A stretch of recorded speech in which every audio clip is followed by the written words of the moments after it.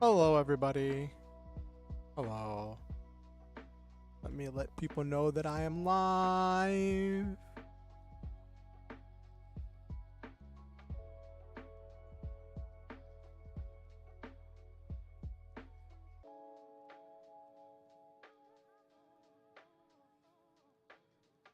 Okay. Ba ba da ba da.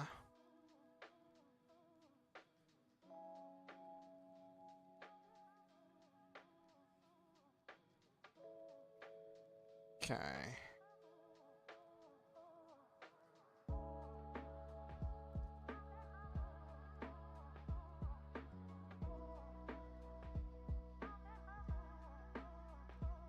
Okay, got that situated. I'll get all of that done in a second. Did I need to post? Oh, right. I need to boot up my model. That would be a thing that I should do.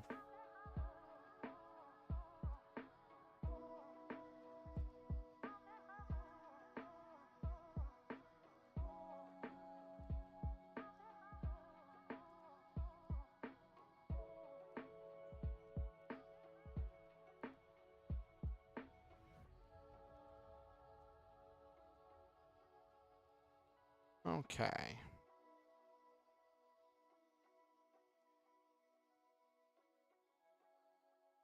All right. Model booted up. Posted to let people know that I'm live. Let's switch over to the just chatting screen for tonight. Boop a doop a doop a doop. I've noticed that the Stream Elements bot stops doing the thing where it's like, "Hey, I'm here with ya," which is kind of funny. Like it still does the automated messages, but it doesn't do the thing letting me know. So I'm wondering like what's up with the Stream Elements bot.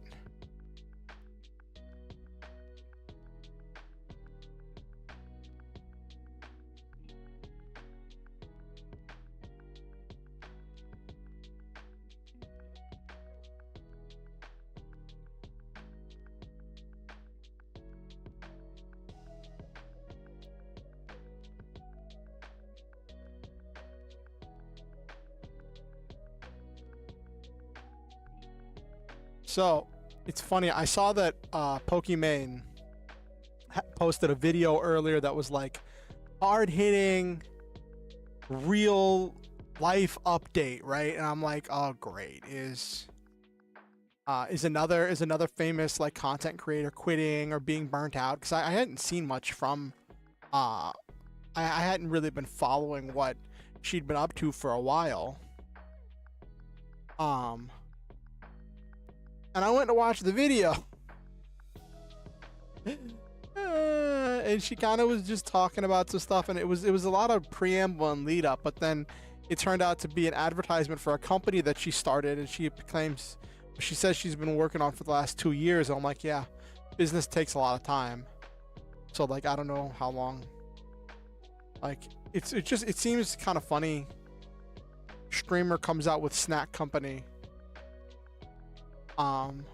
I can't wait to see people doing sponsored streams of her snack. I think that's gonna be hilarious.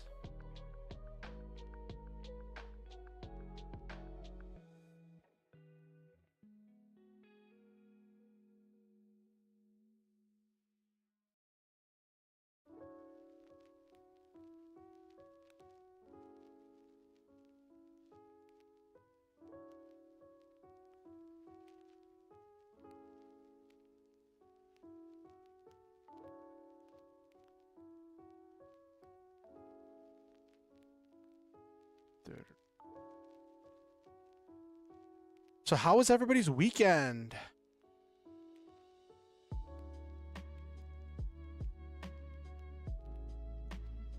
Hey Nabiru, how was your weekend? Tell me. You play any fun Pathfinder?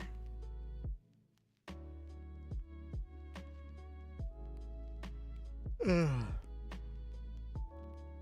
I could stream this Wednesday, but I decided I'm going to instead do cooking stuff so I have food. Okay, that's cool. Past week, wait. Oh, like it's Monday, right? Don't tell me we skipped straight to Friday. Oh no. But yeah, you said past week, and I was like, wait a minute, hold up, what?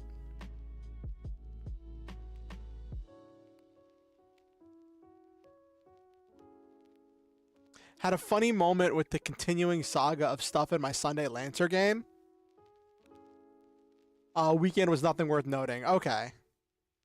But in my Sunday Lancer game, we introduced this kind of thing, and it's really funny because it started really small, and it's spiraling into a big thing. And it's really funny how things start small, but then spiral into a big thing, right?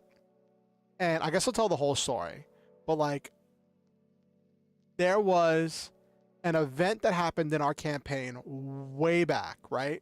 In which the players summoned this dragon god in public view in front of an entire town, and then asked the dragon god to analyze something in order to give them input on something, right? Hey Silva. And I had thought the one player that was their whole like story arc was dealing with becoming a leader in the dragon cult was the one who like held the stuff up to the dragon god. And I was gonna do a short thing a while back to be like, this person recognizes you from that picture, or from a picture someone took of that event. But then one of the other players was like, actually no, it was my character. I vehemently remember that my character was the one who reached up and held the claw out to the dragon, for the dragon to scan, for the dragon to analyze for us. And I'm like, okay, let's run with that. And then we had a thing a while back where it was like, players find out that that picture of the one of them holding out the claw to the dragon became a meme, went viral, and yada yada, right? So then I was like, okay, cool, that's a thing, right? And I had it come up later when they ran into someone who recognized the one character from the meme, and about the rumors and the stories and the stuff and the fandom. And then I was gonna kind of let it be at that and kind of let it sit at that. And then like one of the players was like, hey, are there lookalikes? Are there cosplayers? And I'm like, well, there are now. And then I kind of just spun it into this whole thing. And the players were having fun with it, but then one of the players wasn't there whenever we did all of that.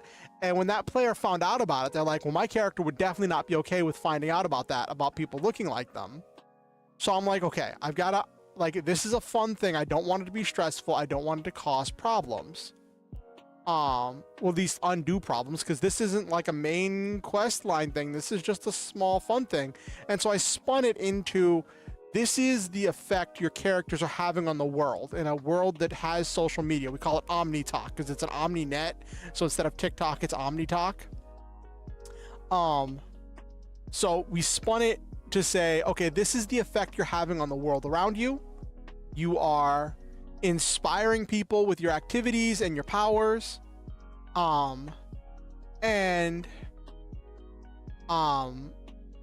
The other characters slowly said that they were going to like do stuff to interact with their fans quietly. And I kind of spun it up because like it was becoming a thing and the players seemed interested and motivated. And I went to the players and said, hey, I have this idea for taking this storyline and like putting something in it to be like tying it back in to be like, okay, you find out that because those bounties you did were for this big mega corporation, that's a big part of what made you famous, that part of the one who's like spreading these memes and these things and your fame and your legends are this megacorp, and two of the characters are on the run from that megacorp. So they were like, well, and I was like, they might make things more stressful. I don't want to do this if the players aren't into it, if the players aren't invested in it. And they're like, well, it makes sense. So I was like, okay, I guess we're doing it. So they found out this megacorp is like farming them for content. And I had them meet with their captain, and the captain's just like, she's like, okay, I originally tried to maintain the anonymity of the crew. Seems like we've had some leaks. Seems like we've had some stuff, and you're all interacting with this. Are we sure we want to go down this path? And the party was like, well, looks like we can't not go down this path, because it's kind of like trying to stop it from happening is going to be a big problem. And so the captain was like, okay, so do we want to lean into this? Like, do we want to start selling merch? And so that is how it became a thing where the characters in the Sunday campaign are social media celebrities that sell merch, which that as mercenaries, I find that hilarious. And it was this whole thing, where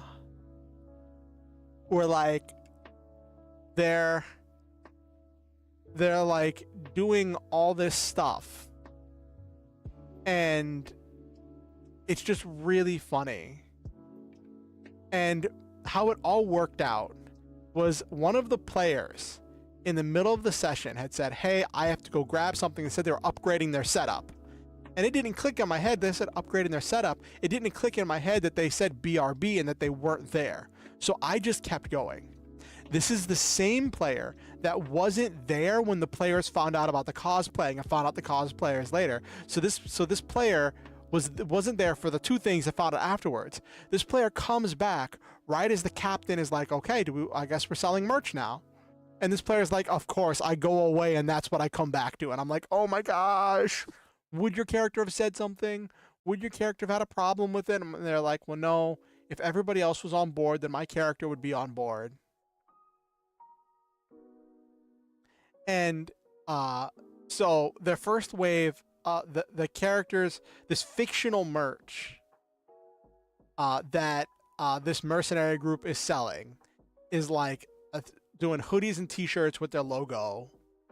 And one of the characters was like, what if we do like patches and stickers? Like, okay, those will go too. And like, I'm gonna have them roll to see how much money they make, because part of the captain's job is making sure everybody gets paid. And then so this will be another source of income for them, which makes me really glad that I did the income-based leveling system, because then I can reward them with money. So then they're making this money. And so then they're getting rewarded with this money. And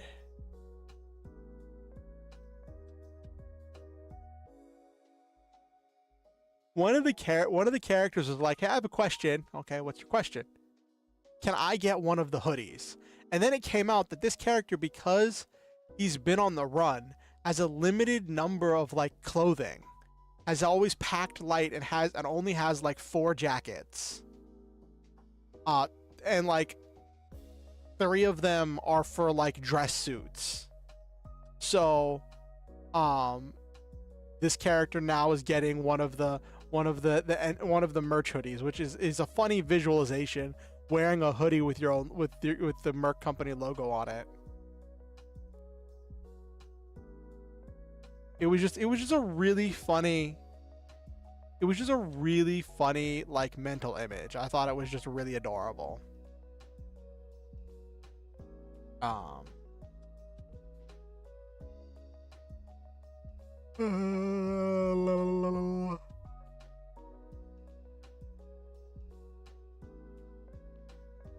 But so that happened, and then the players had the meeting with this one NPC they had to meet with in order to get ready to leave on a caravan. And I told the players, I'm trying to do something challenging. So for this fight, for this caravan, they're going to have multiple combat encounters, but they're only going to be able to do the equivalent of short resting because they're going to be away from their 3D printers and away from their supplies. So now they're going to have to deal with all this stuff with limited resources. And one of the players had been like using these abilities, and like at the end of, we ended the session in the middle of the fight, and one of the other players is like, yeah, those limited restrictions are why I haven't been using such and such thing. And the other player's like, what do you mean? And they're like, and then I had to explain, limited use systems don't regenerate until you get a full repair unless you have this special ability. And they're like, oh no, oh no. And they're like, well, I'm gonna be in a pickle. And it hasn't been a problem because when I was learning to run Lancer, I had been running a lot of missions where it was like one combat, then a long rest, right? And so the players got to like do everything in one big burst and alpha strike everything. And most of my combats had no secondary objective and were just like destroy all enemies. So the players could just blow up all the enemies and just win the combat. So it was really difficult for me to make a challenging combat. So now that I'm actually doing things with objectives and having them do multiple fights per mission, now they have to think about how they want to use their resources and how they're going to spend their resources going in. And I didn't even realize it, but I'd had the players get a hint about what they're going to be up against, because the NPC said, yeah, we're only expecting like just random beasts.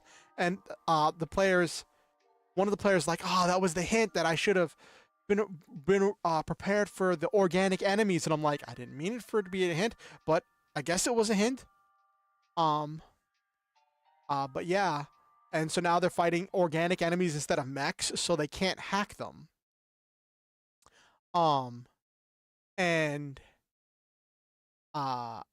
so that's this interesting challenge where they're fighting these organic enemies that are very dangerous and very powerful. They're fighting bees right now. These like swarms of bees that make other swarms, and they're also fighting these really big buff bee knights with a lance stinger, a lance shooter that like is like a stinger that they have that they can stab people with, or they can shoot a blast out of. And that's proving to be an interesting challenge for them as more enemies stream in as they're trying to escort the NPCs to safety. And like it's what's also going to be interesting, right? Is like I'd planned for this to be, they fight their way there, and they're on the way to this base, and the base is gonna be like in a very secluded place where they can't fit, where they don't have a landing pad, so they can't get ships, so they have to land at the nearest spaceport and deliver the supplies on foot for plot contrivance reasons. But what that means is when the players get to this base, they're not going to have access to their ship, which they haven't been out of their ship for this long in a while, because normally they go on a mission, then they come back to the ship. They go on a mission, they come back to the ship. Now, they're going on this mission, and then they're going to be at this base for a week. So then we're going to have scenes for a week of them being in this base. And then they're going to be interacting with all these other NPCs, which means I have to come up with other NPCs for that, for that base. So they're going to be like dealing with other NPCs, in a completely foreign environment for a week. Well, not a week real time, but a week in game time, which who knows how long that could take. That could lead to some really great roleplay stuff. I'm going to have them, but I'm going to say that they can get some of their supplies refilled when they get to the base, because the base has a limited use printer. It just has limited supplies. But so yeah, that's been this whole adventure. Now, I have been writing up a storm. I have been writing ahead and doing a ton of writing. I'm actually like halfway through writing a chapter right now, and I thought I'd take a break to stream. And I figured I'd stream, then I would do the other half of the chapter after stream, and maybe another chapter after that.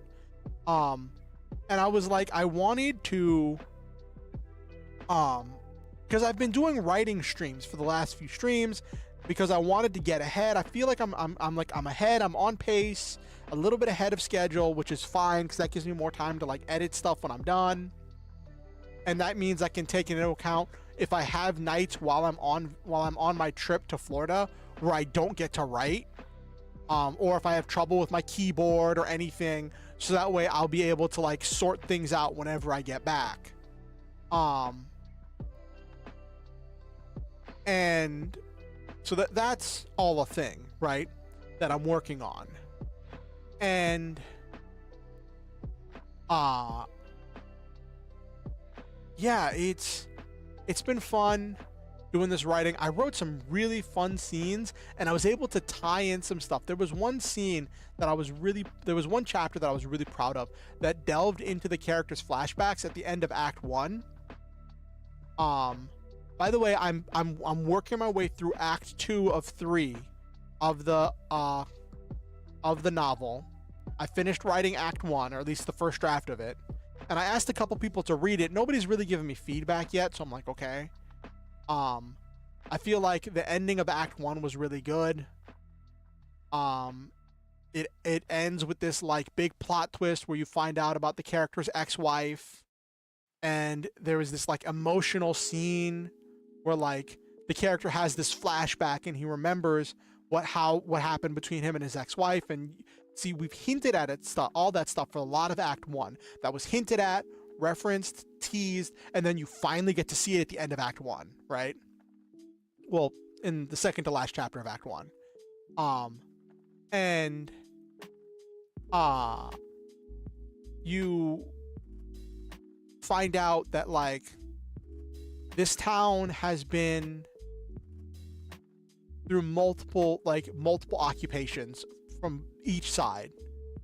When the main character was growing up until he was 10 years old, their town was run and protected by the Helic Republic, which is like technically the good guys in a lot of the fiction, because they're the blue ones, not the red ones. And then when he was 10 years old, the Empire moved in and took over the town, and occupied the town, and like they were there until he was 20. And then when he was 20, he got married when he was 18 to his high school sweetheart, and he was married for 2 years. And then his wife like rose up the ranks as a researcher, proved to be a genius, and was like gonna do, and was like had become very valuable to the Empire. And then when the Republic came back when he was 20 to retake the town, his wife was like, okay, we have to evacuate because I'm too valuable to the Empire. We can go wherever we want. We can go to any continent. We can go to any place where the Gylos Empire has territory. We can go wherever we want. The entire world is our oyster. We just have to leave now. She doesn't say the world is our oyster. I might have her say that. But then main character is just like, I have known this woman for 6 years. I have been married to her for 2. I've dated her I dated her for 3 before that. Can I leave behind my entire town, everyone I know, everyone I care about, and my family history, the fact that we've lived in this town for ages? Can I leave all of that behind for someone I've known for less than a decade, someone I've known for 6 years? And like that was, and like I think that's a relevant question to ask, But then I wrote these kind of like I thought they were really raw and emotional scenes of like the two of them kind of arguing as like she's hurrying up to pack and she's like panicked packing all the stuff so they can get on the Whale King and fly away. And he's just standing there dumbfounded having this internal monologue. And then like he finally voices vocally what he's feeling and she just kind of has a breakdown. She's just like, wait, no, not like this, don't do this. And then she has this breakdown and then he becomes even more resolute and he gets this kind of bullheadedness where he's like, I'm not going to listen to what you're saying. And it gets to the point where he's like dragging her suitcase to the door because the people are coming to take them away. And like the flashback ends with him seeing her drive away. And this flashback was all triggered by him meeting his ex-father-in-law who's living in the mountains, who like comes to him and is like, yeah, my daughter, your ex-wife, sent me to come find you and to give you these directions. You need to do all this. You need to take this and to try to impress upon him what he needed to do. And there was a lot of these fun scenes where the character starts to really bond with the Scorpion mech with Scorpo. And I want the reader to really care about Scorpo. I want the reader to like, even though it's a scorpion, because I know like it being an arachnid or whatever, like can be a turnoff for some people, right? It's not a cat, it's not a dog, it's a scorpion.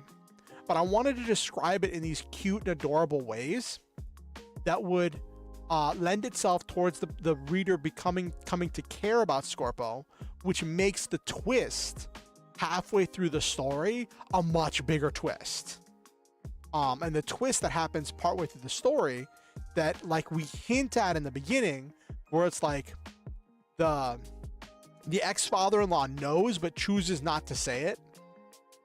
And other people know, but nobody tells the main character, is that Zoids reproduce asexually. They reproduce through budding, where their cores grow new cores in wild Zoids. And then the only way for those cores to be released to grow into the next generation is for the parent Zoid to die. And like that's this huge reveal of the book, right? And it's funny because like part of it is like for people who are like super Zoids nerds and are very up on the Zoids lore, right?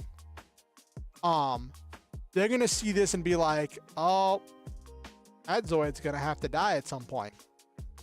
But then for the regular reader, it's gonna be this huge shock where it's just gonna be like, wait a minute, hold on, what?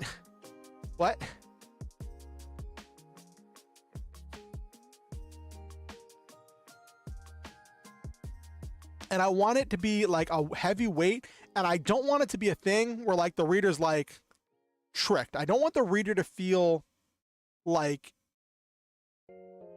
I told them at some point that there'd be another way. At no point in the story do I want anyone to say, well, there's another thing we could do that could save Scorpo, and then not do it in the end, because I feel like that's setting up for just a frustrating and non-payoff.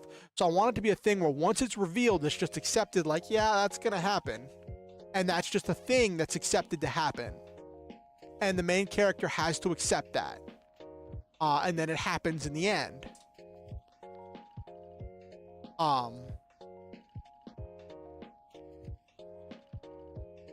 And that's this like great moment that's gonna be, that I hope is really powerful, of this kind of innovatability of the story. Anyway, give me 1 second.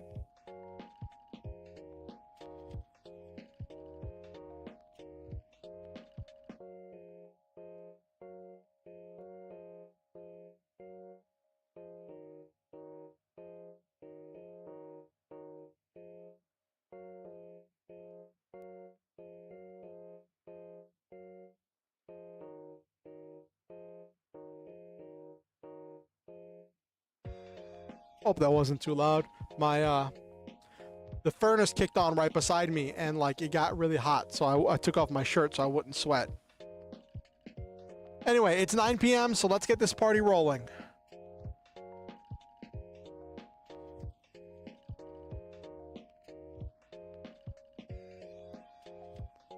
Oh.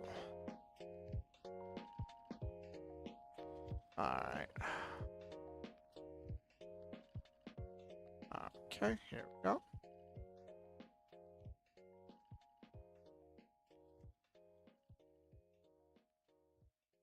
Okay. Let me get my controller so I can actually control things. Okay. Let me change over. All right, so let's get to tonight's game. Zoids Saga DS. Now, if you remember, I was in this cavern. I found that going through the top part will lead to the next part of the story. So I want to go to the bottom entrance to explore that before we go.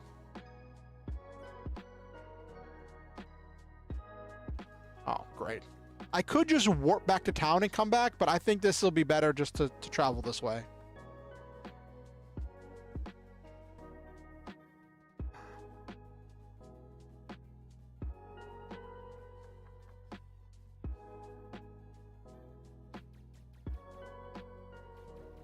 I missed this game. I'm very glad I get a chance to play it again.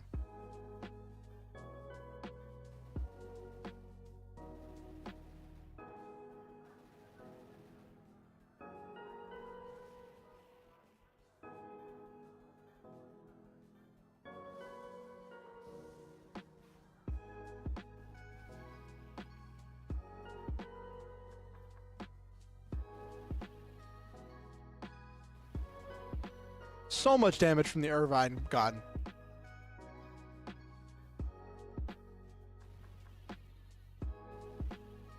So little damage. Like, that's just such a non... Like, that's just such small poke damage from Athel.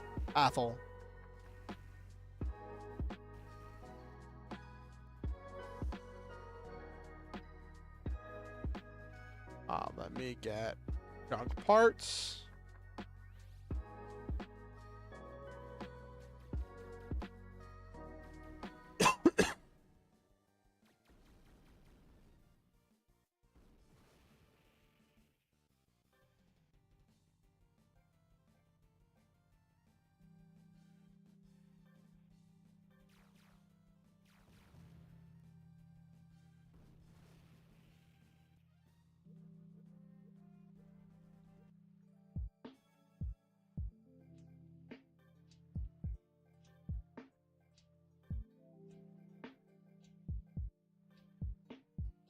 What am I going to have Moonbay do? Because Moonbay has so little HP. Moonbay has so little HP in her terrace.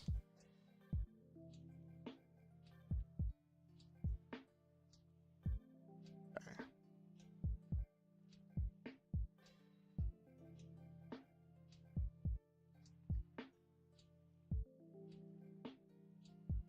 Active, passive.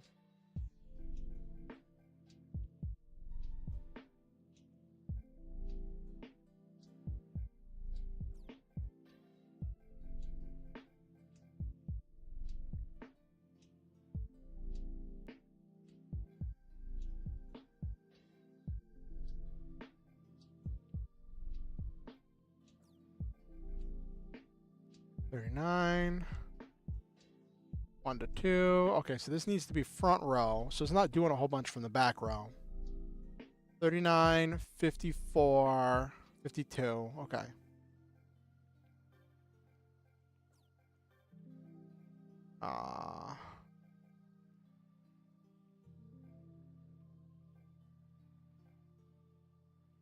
Hyper machine gun. That's not bad.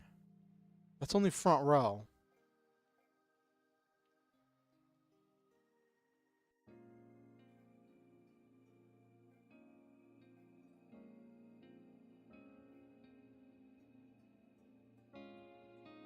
Assault rifle 66. Okay.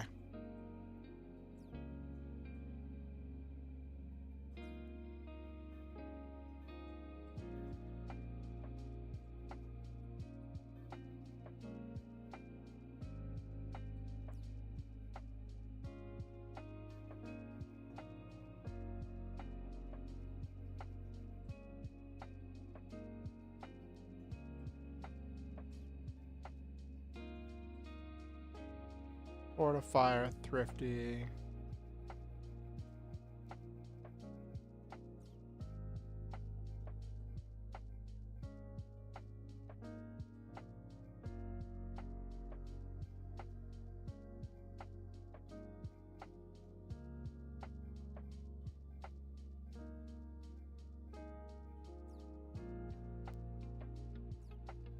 Figure Moonbay back there can't hurt.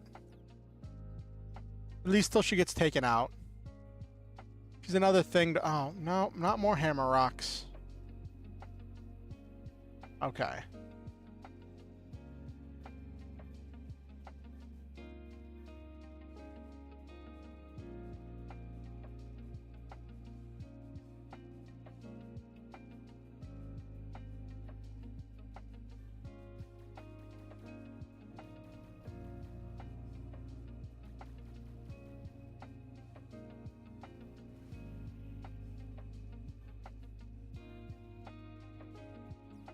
Okay, 66. 52.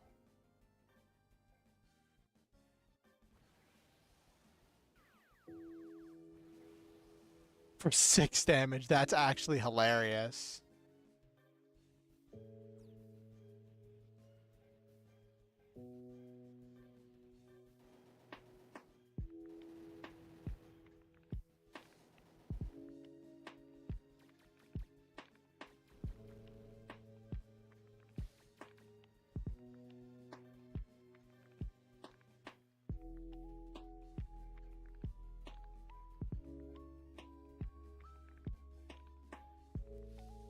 Chomp.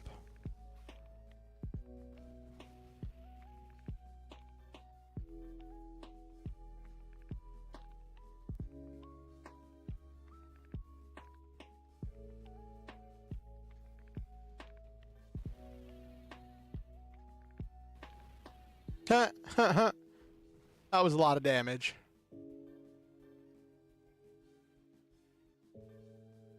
This is only going to do like 1 damage. Oh, not bad. 39.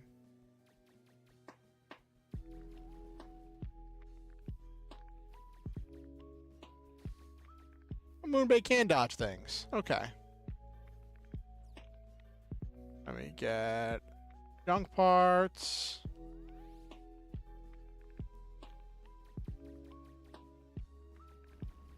Okay.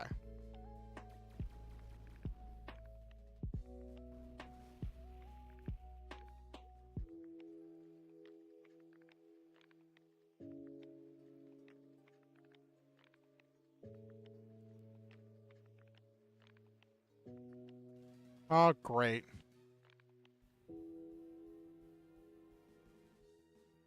More Hellcats. Okay.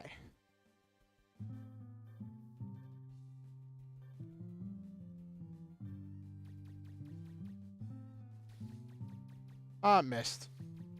Wow.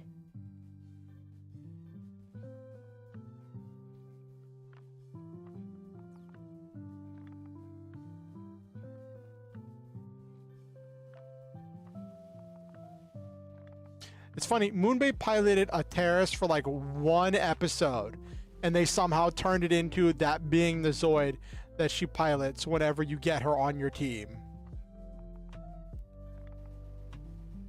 I find that hilarious.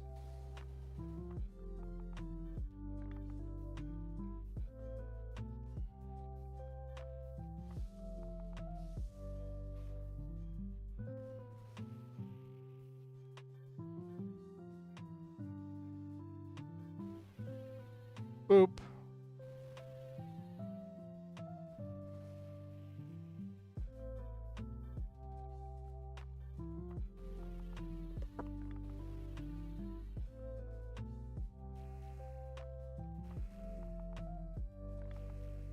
Ow, that was a lot of damage.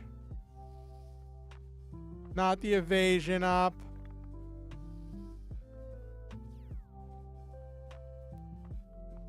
We're gonna do friendship to heal everybody.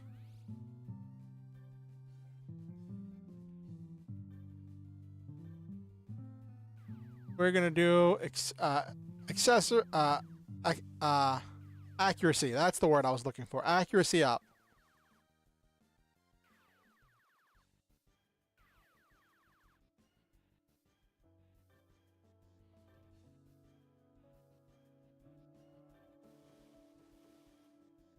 That's only gonna do 1 damage if it hits. I should have used the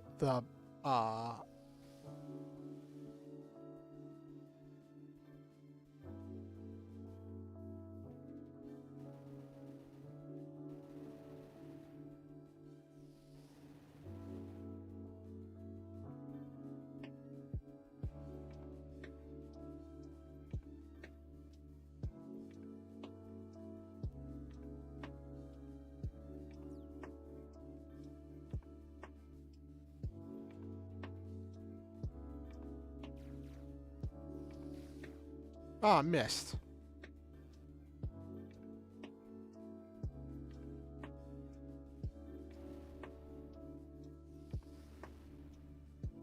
A little bit of damage.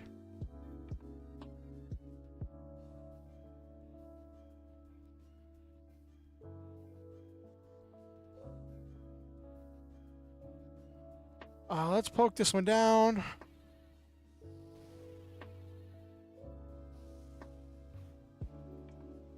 That was a good chunk of damage. Holy cow. Ow. These things hit for a... Oh no, not again.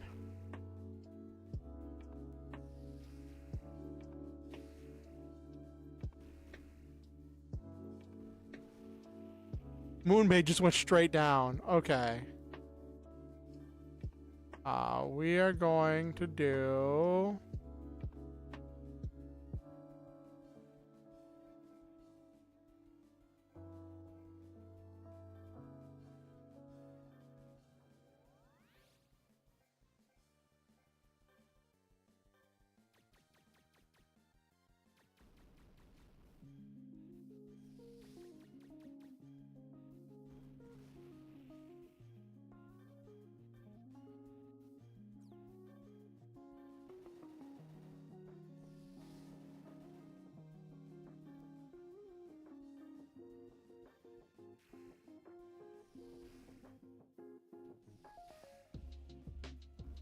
Yeah, they could be. That would actually be really funny.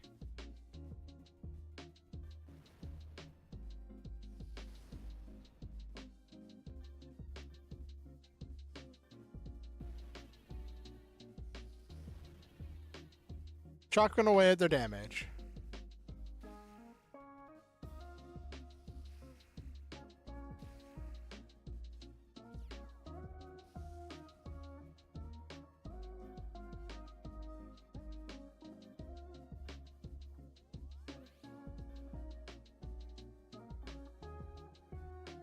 Let's see, what's got my highest? 141.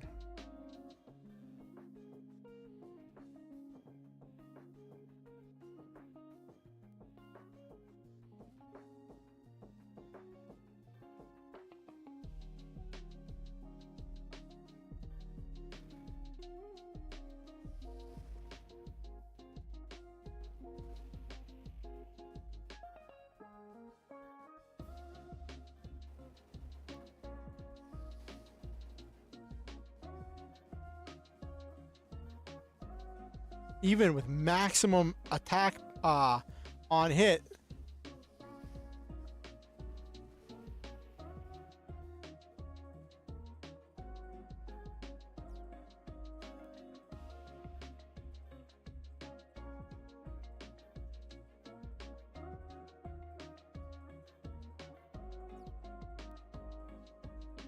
That wasn't the right one. I wanted to use it on Irvine's command wolf.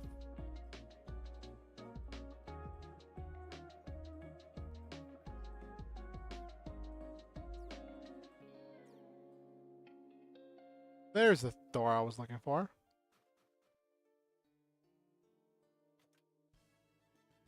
Laser scope.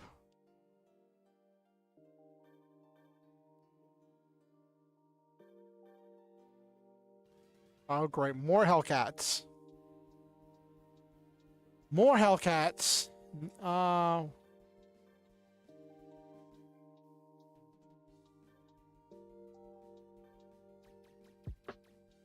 should have done the thing where I disabled non-combat abilities.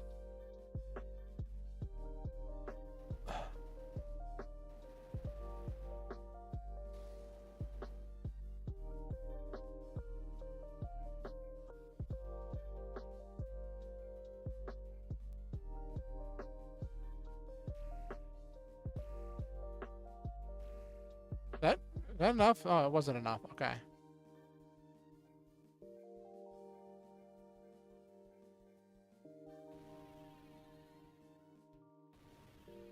Boop. Taking one out.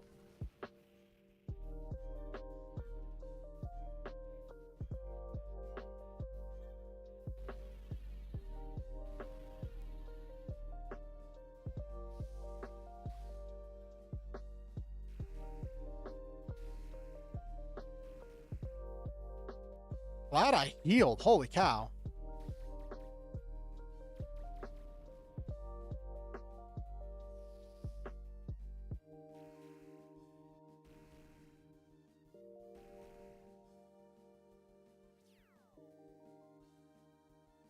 Okay, first we're gonna friendship to get Irvine healed back up.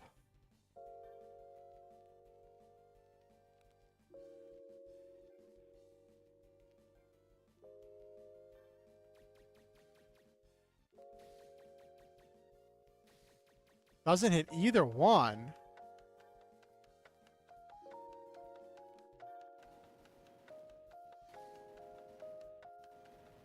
Hits that one, okay.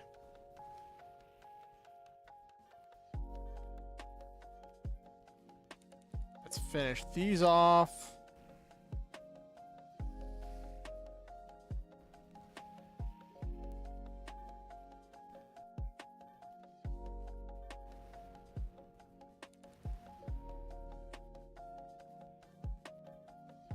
Let's see if this can do the 9 damage. Hey, actually took one out. Actually helped. Athel actually helped.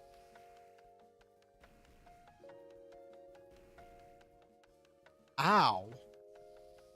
I need to put some kind of defensive stuff on Irvine, because he is getting beat.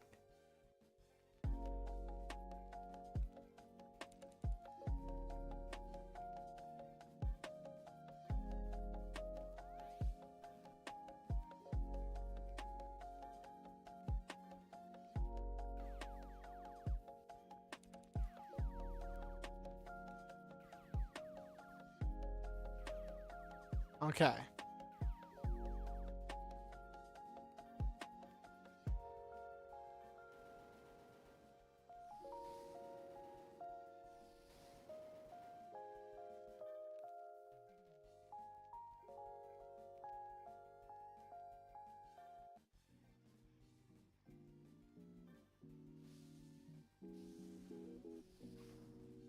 Okay.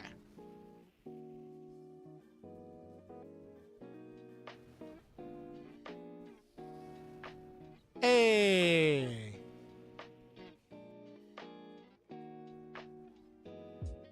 Insect flying L expert. Okay, none of those help.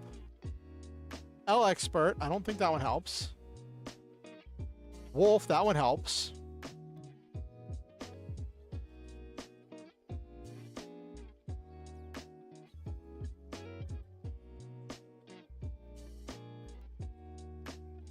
I'm doing M expert because I'm piloting an M Zoid.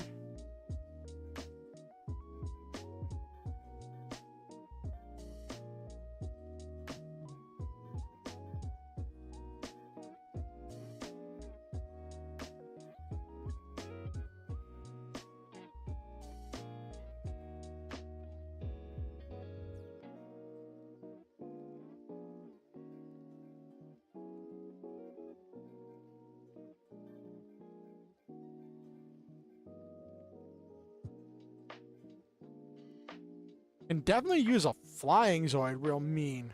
I might just switch him off to the Darkhorn though. Switch him over to a medium expert because he has medium expert, right? Yeah, I got 2 medium experts.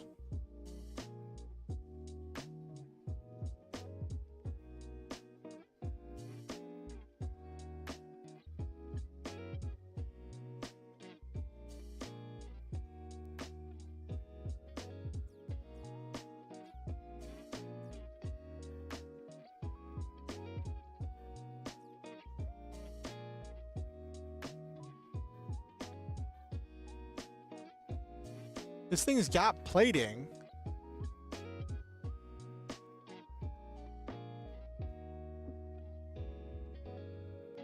No, its weight is already maxed out. I can't increase it anymore.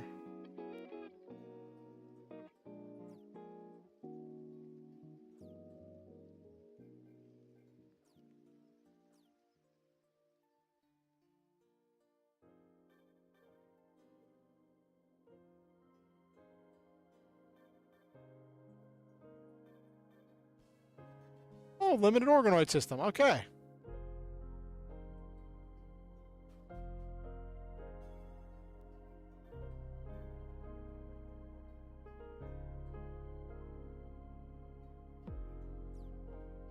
All right. Of course, it's Mulgas. It's always the Mulgas. Oh, and Hellcats. This could be problematic. Okay, first.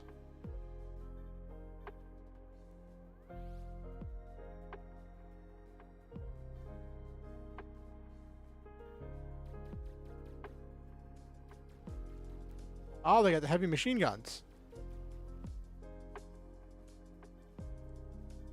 Hyper machine guns.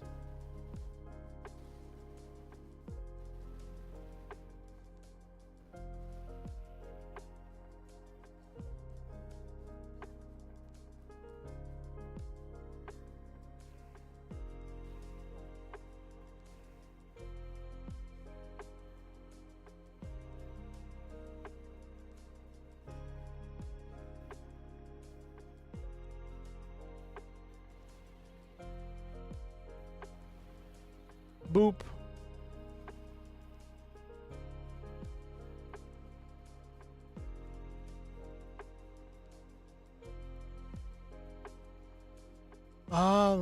I want to have less things attacking me. So.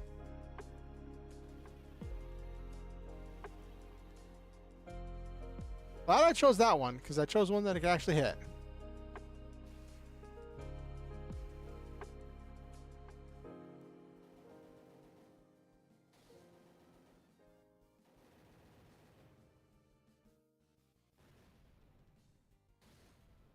That could have been bad.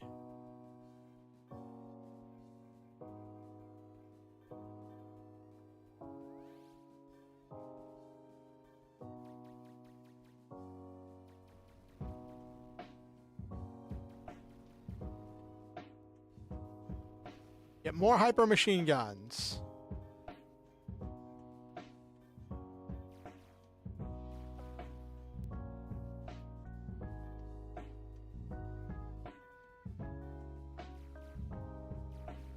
Okay.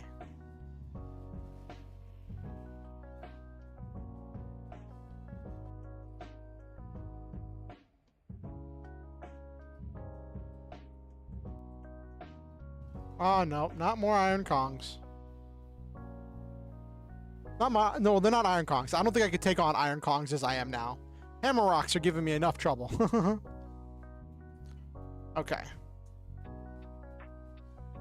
Irvine doesn't look like he needs healing, so I look like I'm good to go for battle.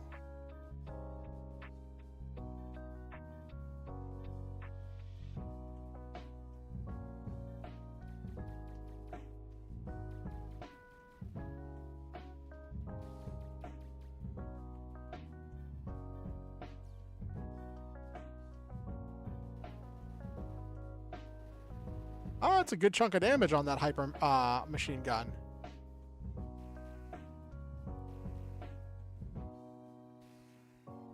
Dodge, Athel. Dodge. Okay. Just want to make sure that I had, my mic was working. Okay, so...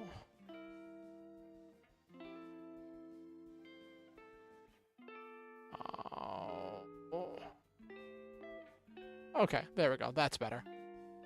Okay.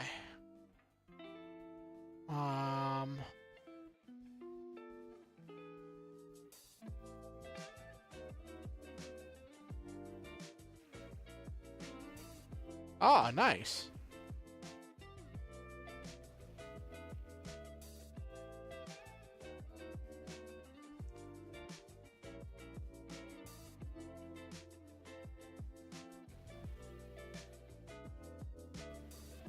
Ooh.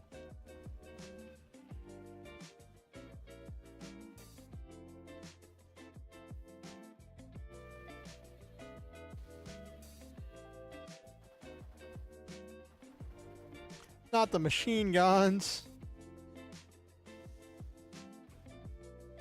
What? Did they actually hit him?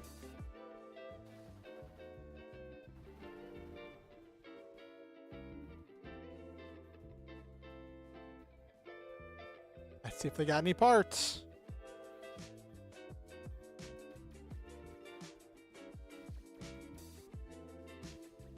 He cannot hit the broadside of a barn.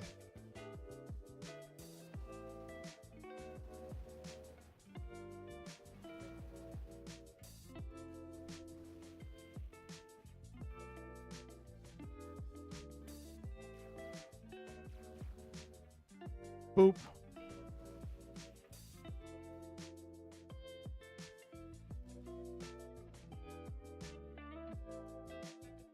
No, oh, no. These are going to be some iguans. Ooh, this is going to be a rough one. Iguan, Zaberfang, and a Rev Raptor.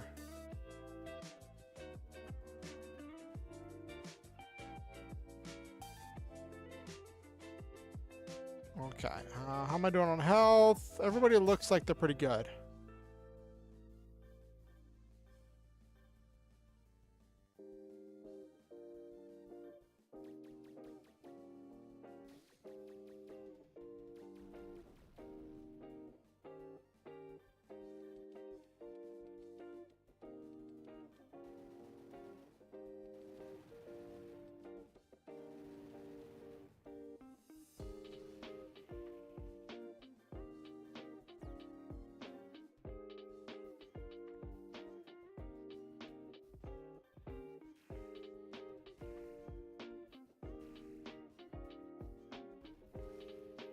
That's actually really powerful.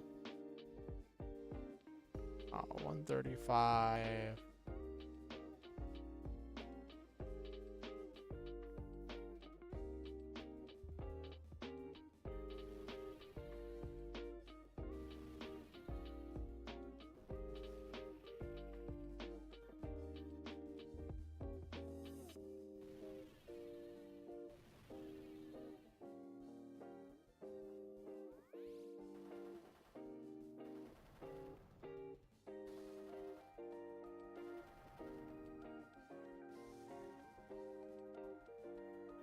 Okay, we're going to go for Core Gather because I want more of the limited organoid system so I can make gun snipers and stuff.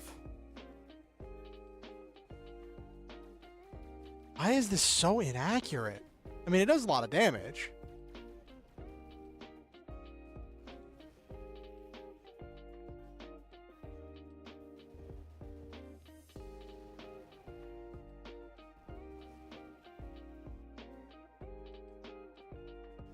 Limited organoid system. Good. No, not more iguans. Zaberfang old. Okay.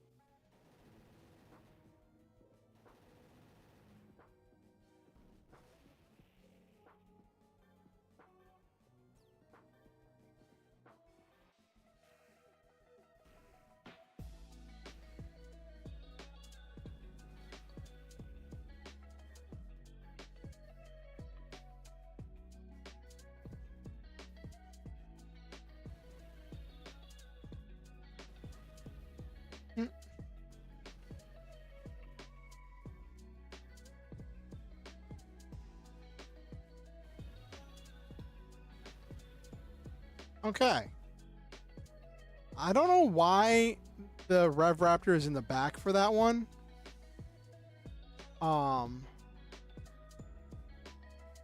It's junk parts. Let's see if they have any parts on them.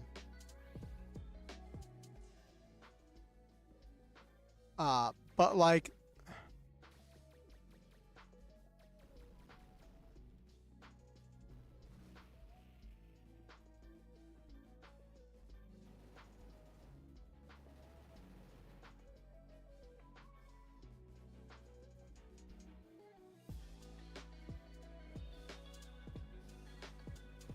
okay.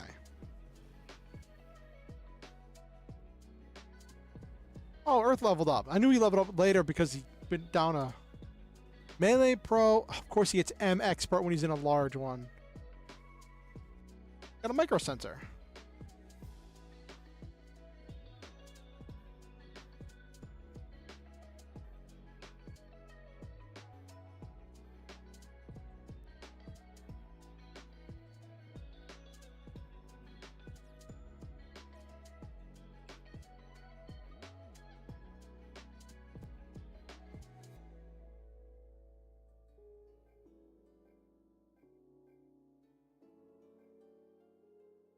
Poor Moon Bay.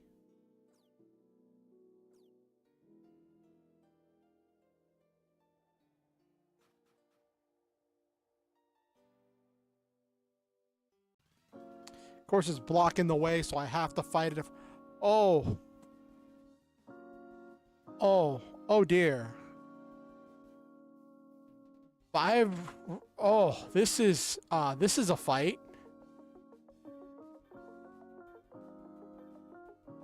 This is about to be a fight.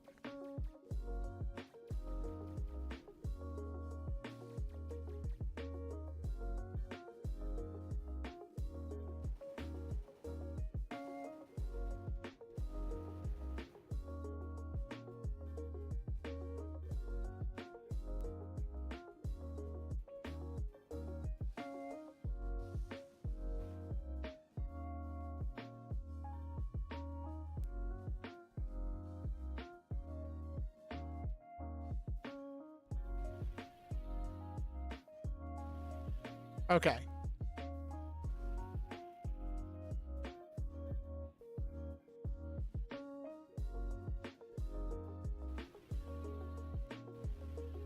Nope.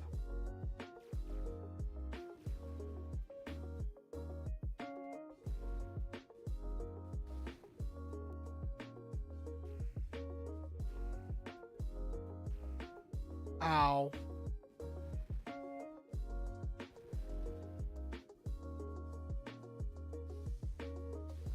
Oh, it can attack from the back row? Okay, first, we're gonna do friendship to heal up.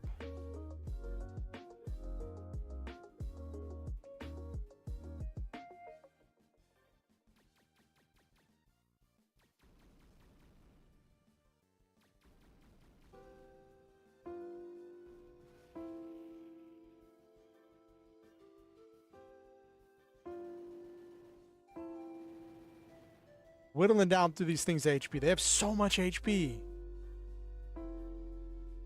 Okay.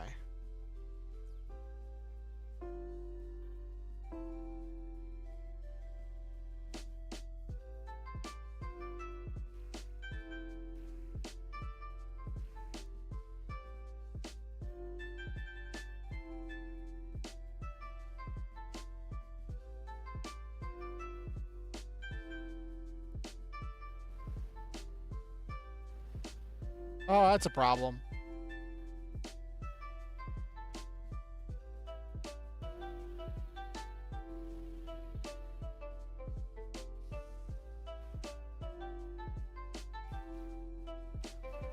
They are focusing him down.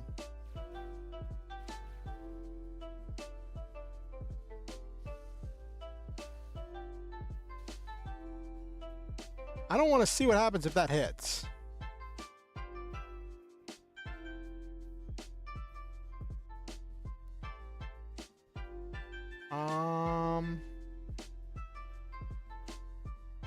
I have 3.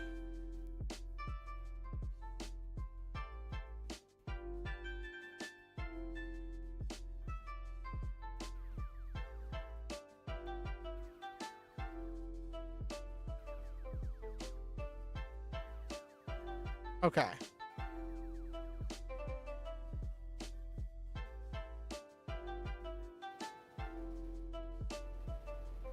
Finally doing some damage.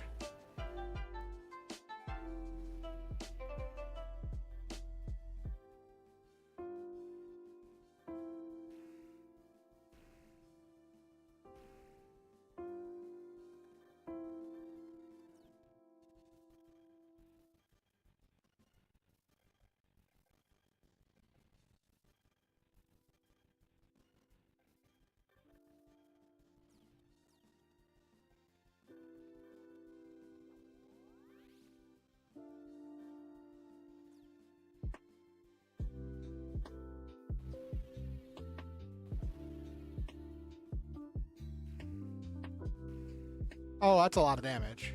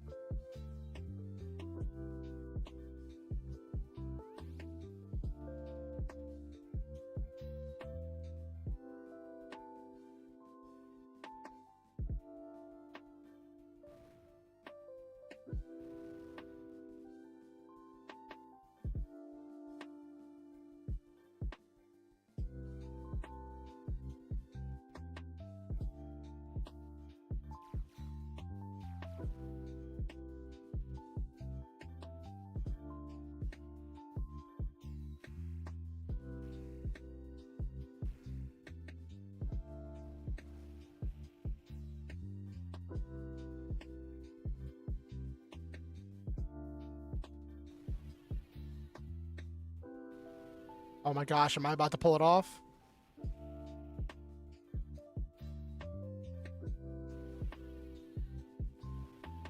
Huh?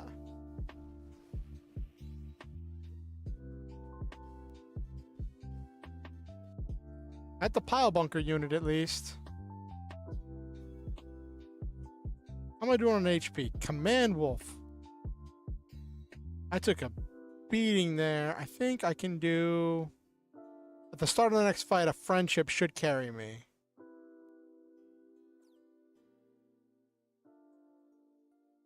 I'm just gonna run into this thing. Ah. Great.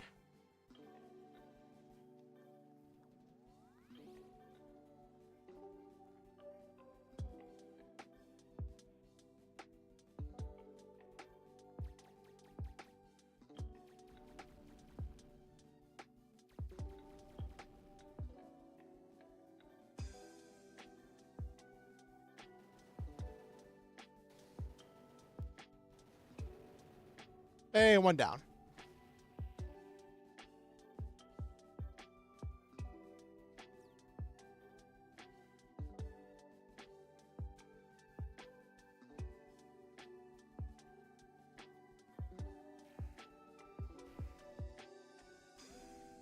That was a good call.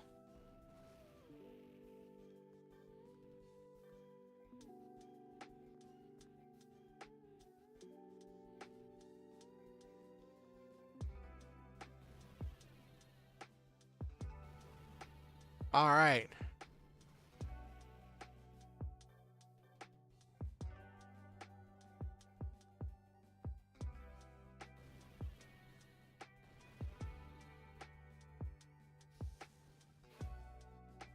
Ow.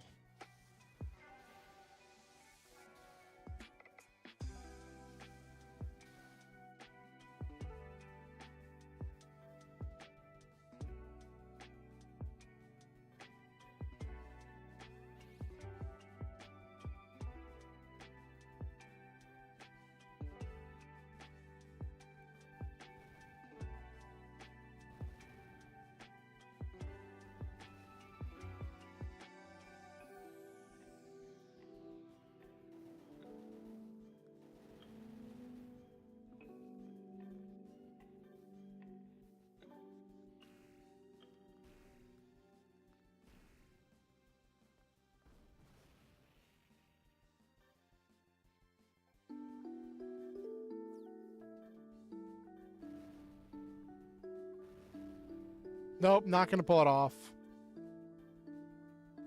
Not unless this crits. Nope.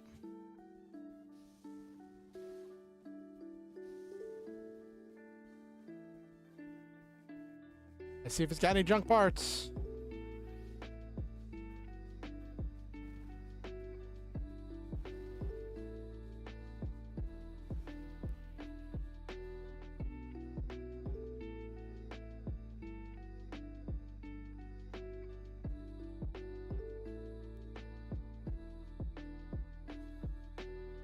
Alright, now let's save. Okay.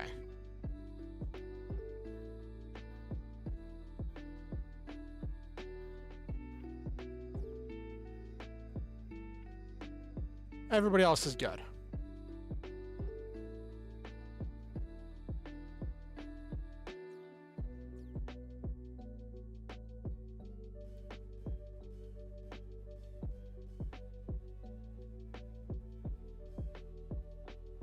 See if she'll save this trouble by bringing the organoid right to us. If we hand the organoid over to her, we can rejoin the army. Let's do it, Viola. It's actually funny. I'm watching through the sub of Chaotic Century, and I'm at kind of this part in the anime.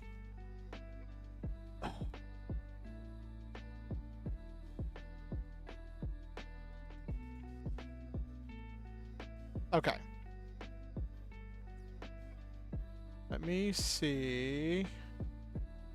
What have we got here?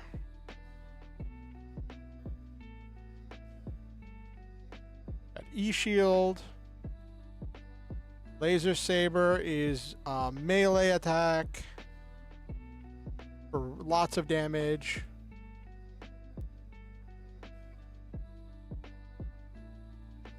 Cannon. So yeah, this needs to be front row. This needs to be front row. Okay.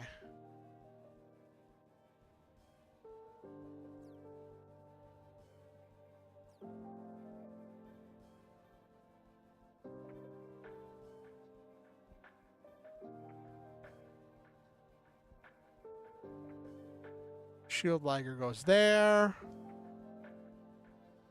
Which means...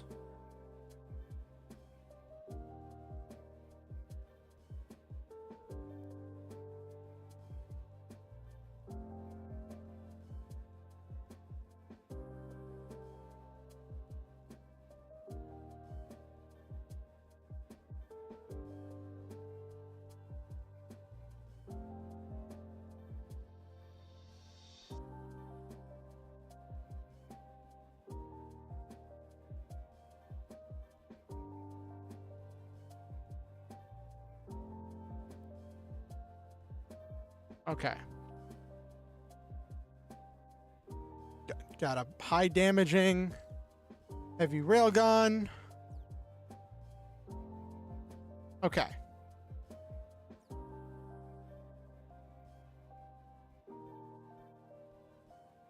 Melee pro. Good with Ligers. Okay.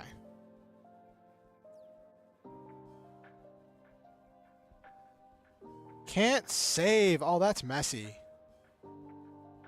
All right, I think we're good.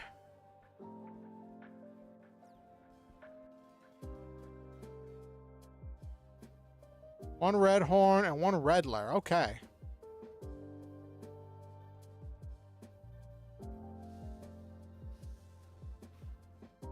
Oh, that's a lot of damage.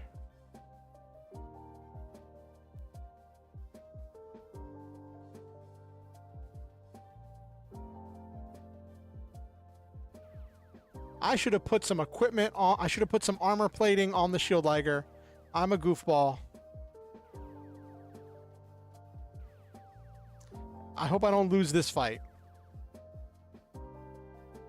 Okay.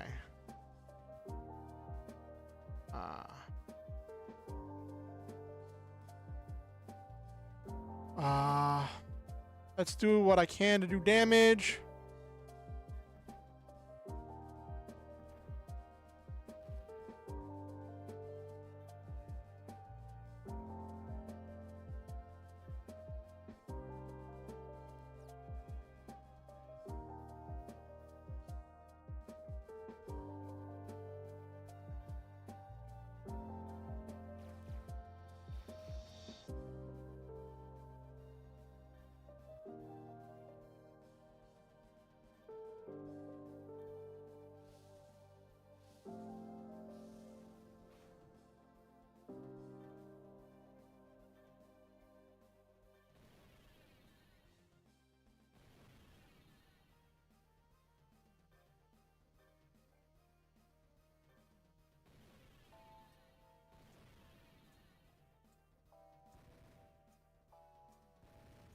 Oh, that's a lot of damage.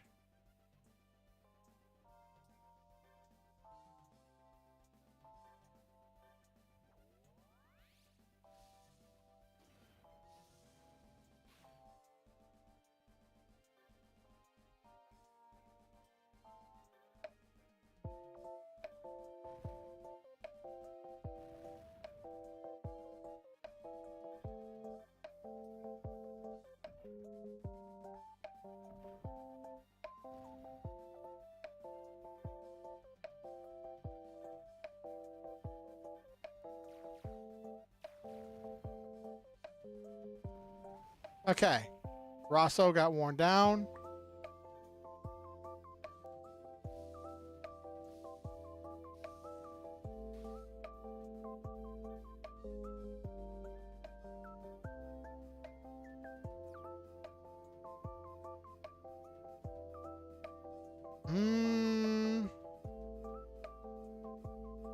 He gains 3 a turn. If I wait, it will gain 6.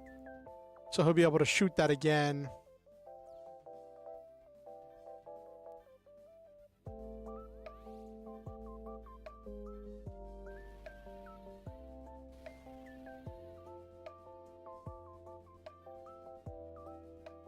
What do I want?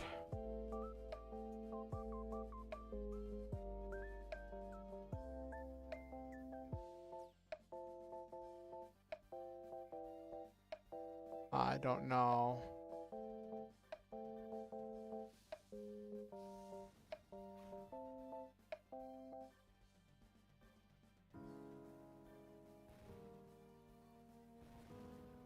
Oh, that was a crit. Nice.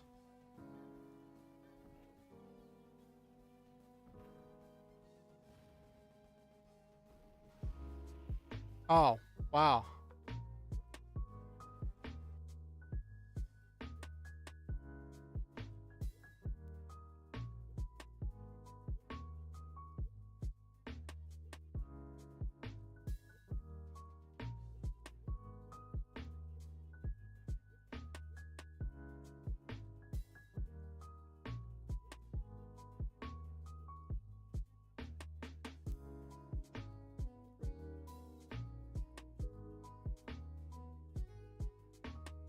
Oh no, so now it's have to go. It's like Princess at Another Castle.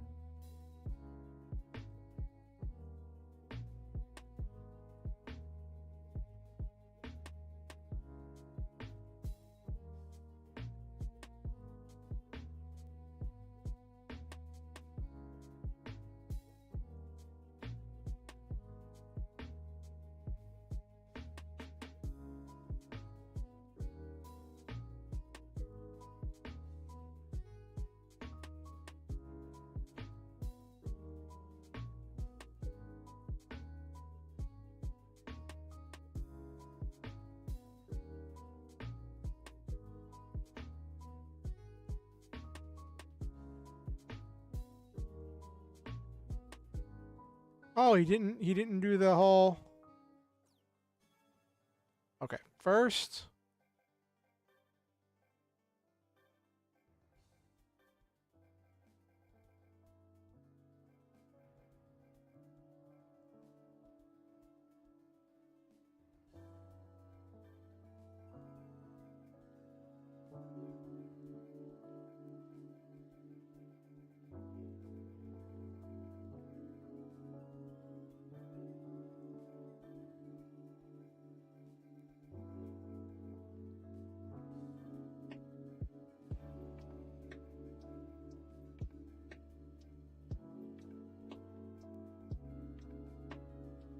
Ooh, crit up.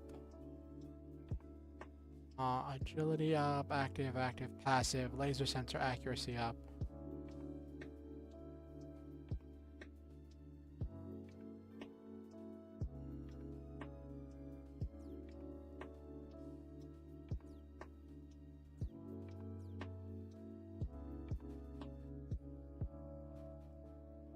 What's interesting, Nabiru?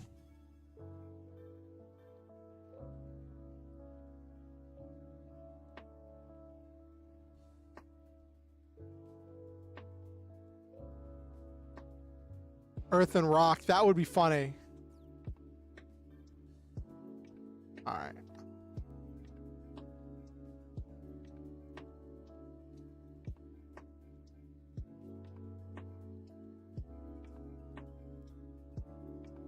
Oh, I got to go over there to the find the cavern over Red River. Okay.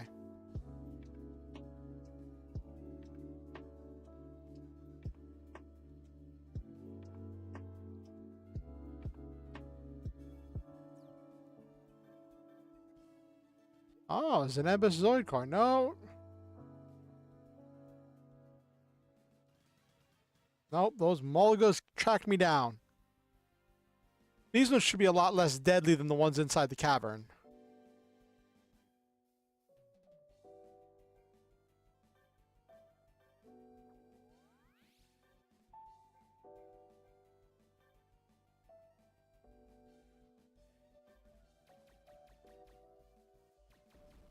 Oh, wait, no, these are the same ones.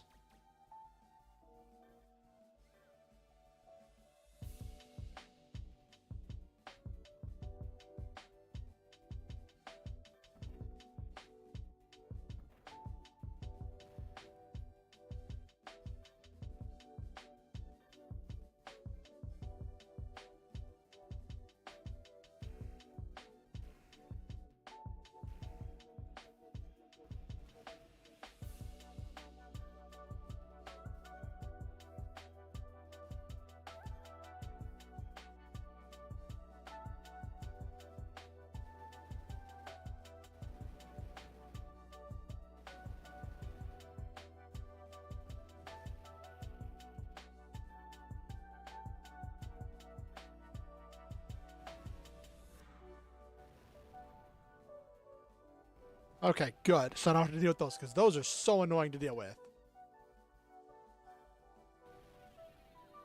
I would rather deal with the cannon Mulgas.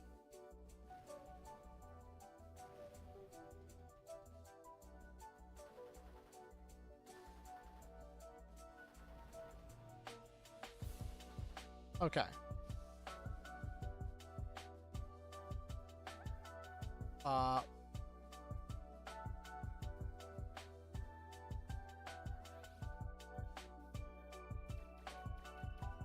Okay.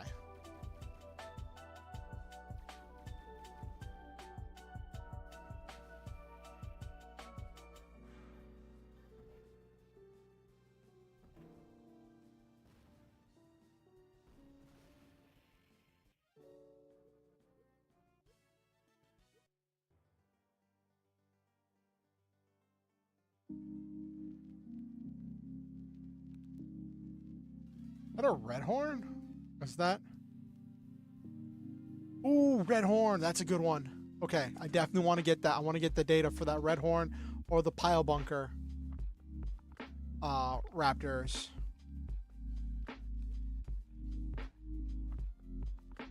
Okay.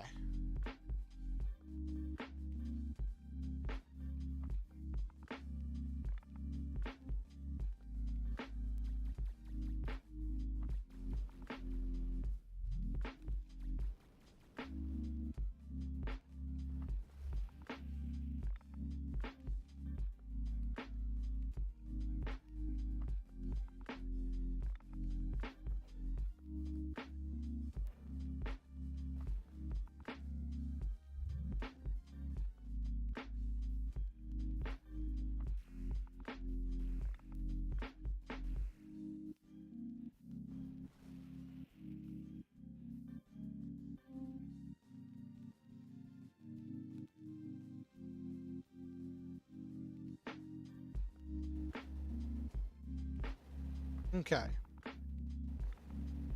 Oh, well.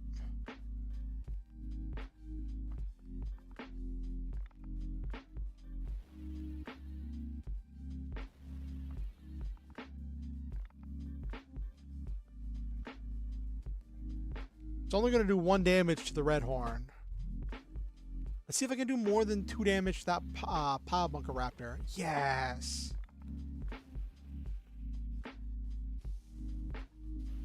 Ow. Ow.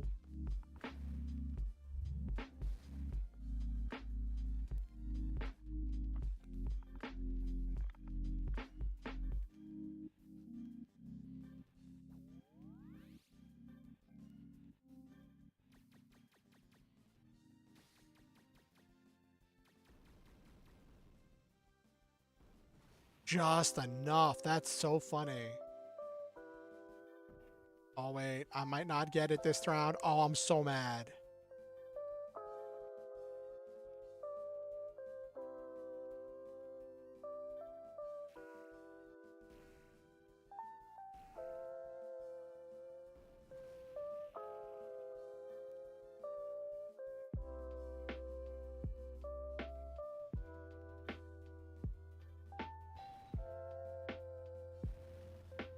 Ooh, crit.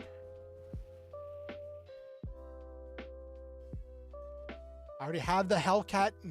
I already have the Hellcat data.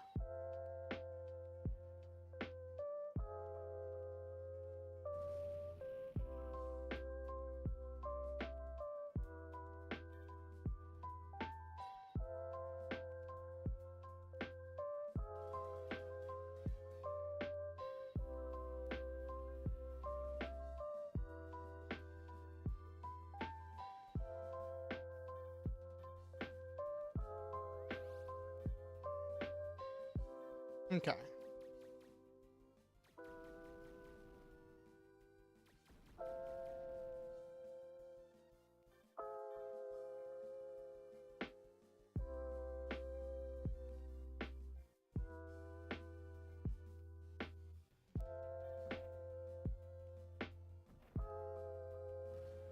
That railgun's coming in handy.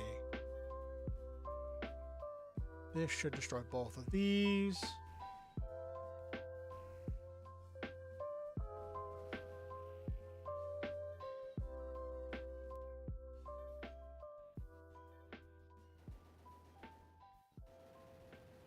I really wish that the Shield Liger in this game had the missiles it has in the anime.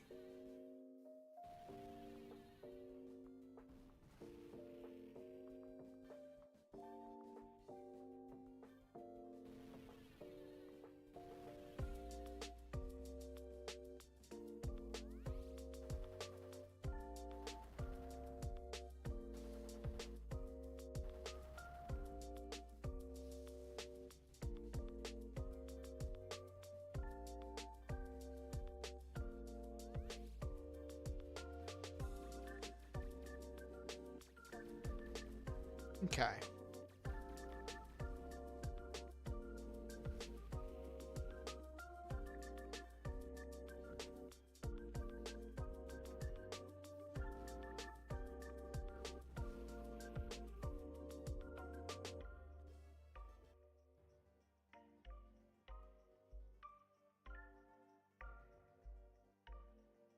I want to fight you.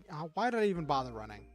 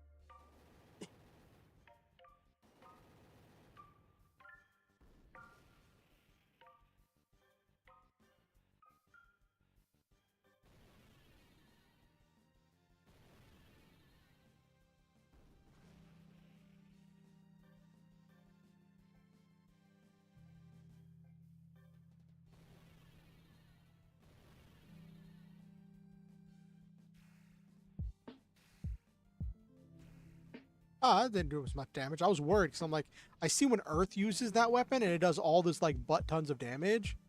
And now I'm like, oh no. See if we get any junk circuits. I don't think these ones use junk circuits.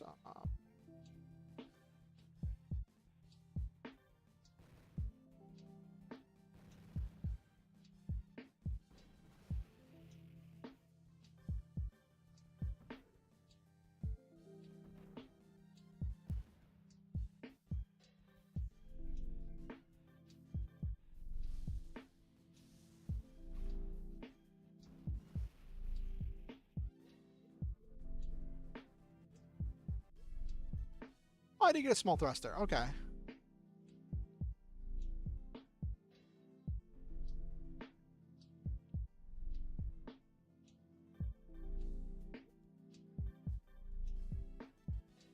Ooh, a Helic Republic core. Nice.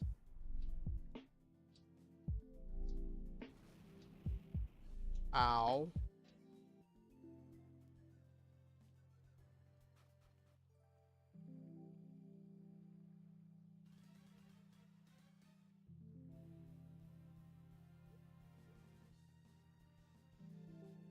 How am I doing on damage? We're just gonna friendship.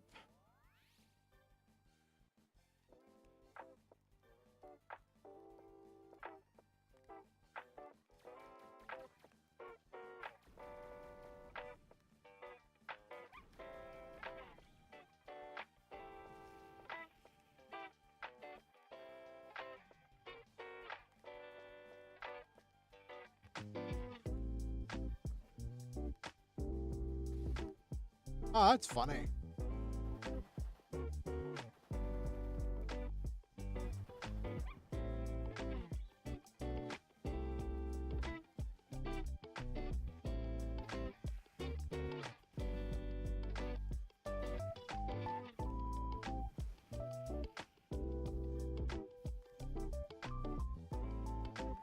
Let's see if we can take down one and do some chip damage to the other.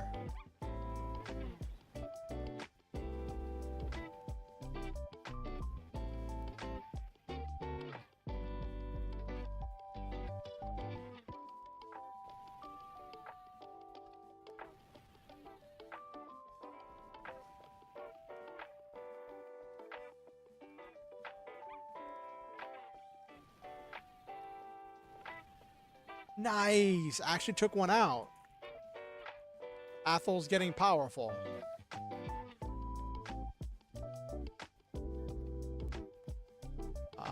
Give me some junk circuits.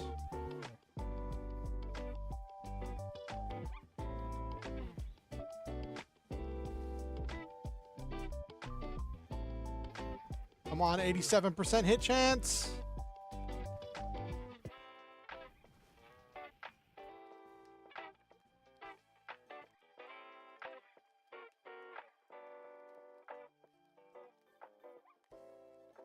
Ooh, got a Gorhex. Hold on.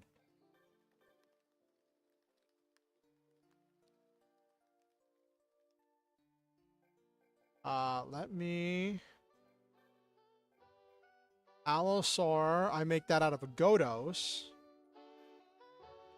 This is a medium Zoid. Ooh. 70, 50, 80. That's good.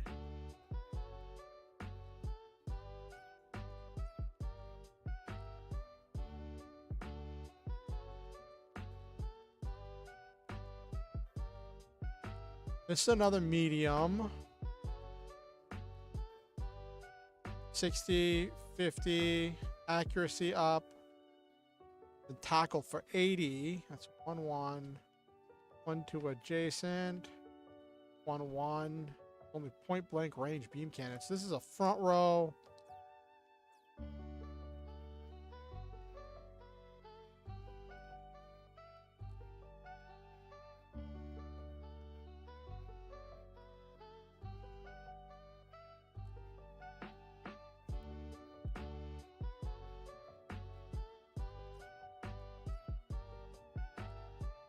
Nice.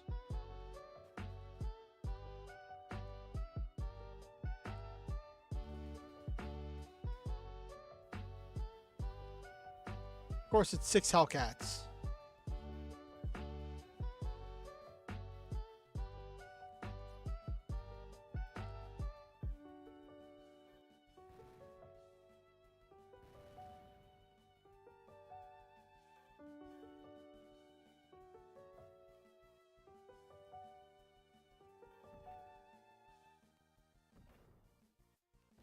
I should have done the thing where they couldn't use their boosters.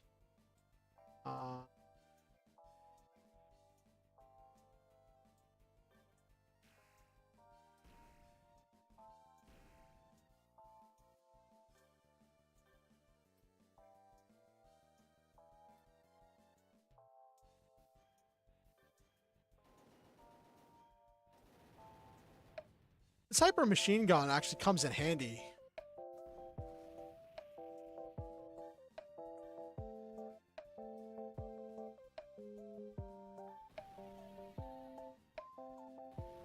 I know I could like do auto stuff and have the game pick for me, but like I feel like that's like takes away part of the fun. I feel like the combat's actually pretty fun in this. Oh, what? That's a lot of damage. Poor Irvine, he's so squishy.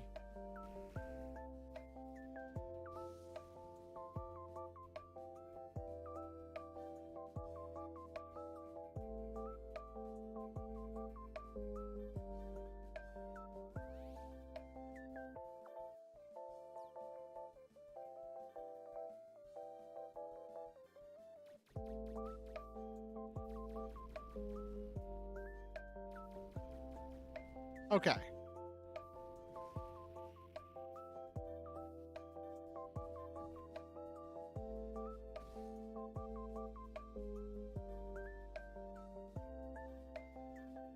Chomp.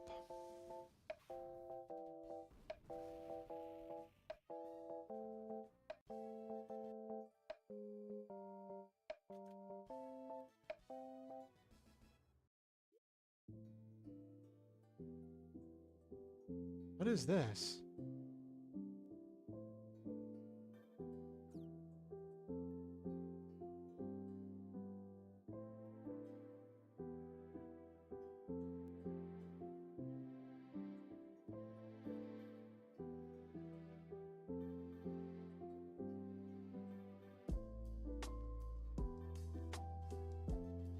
Okay, small.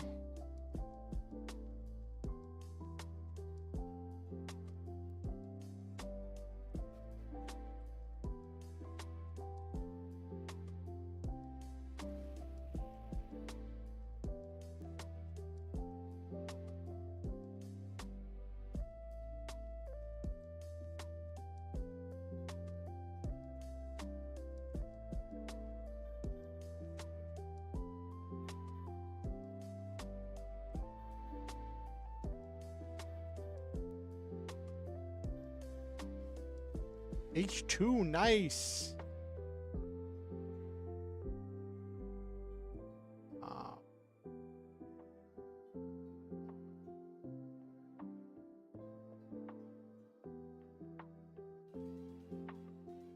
Moved slightly over and bumped into it. 3 Rev Raptors, 3 Rev...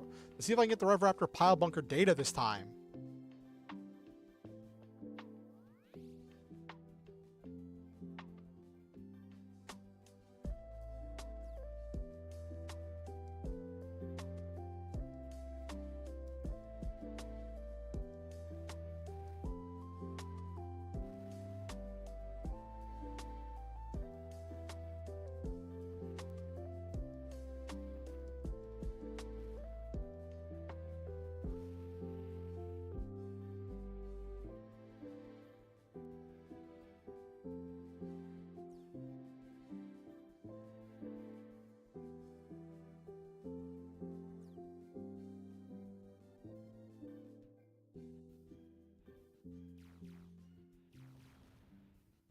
Boom.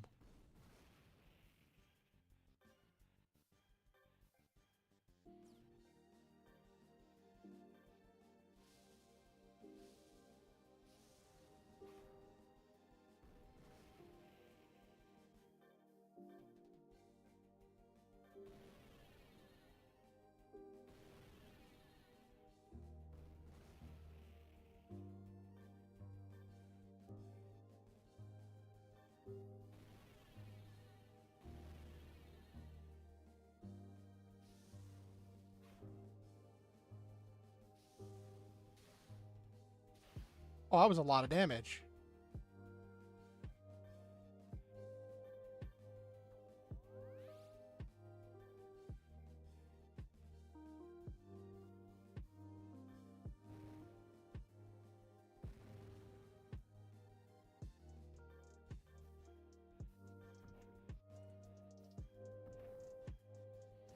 Okay.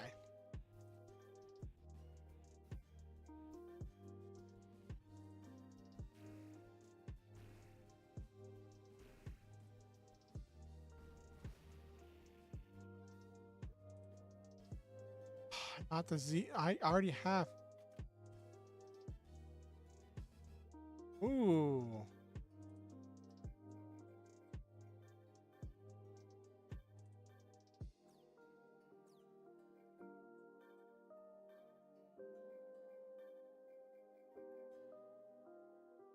That's a lot of damage. And it does damage to a block. It costs 10 EP.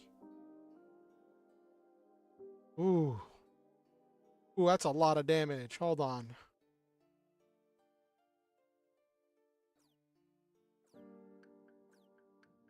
I would mount that on Regina's Command Wolf. 163 for one target. At 3 EP.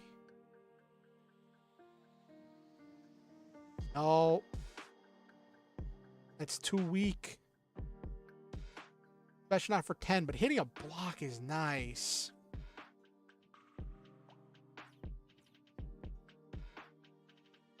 Also, oh, it's not that heavy. Actually, it's really light.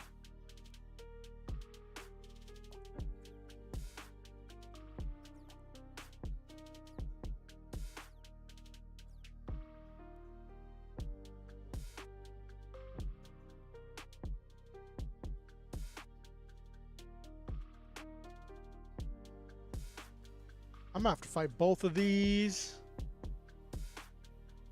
Oh, Killer Dome.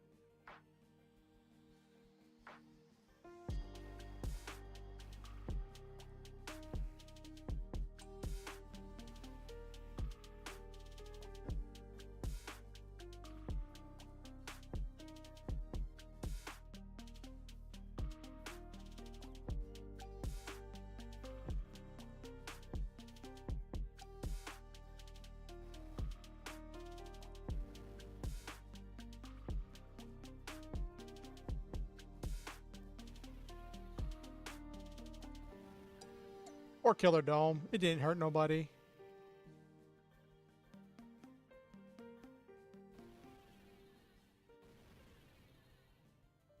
I think survived with 3 HP. That's so funny.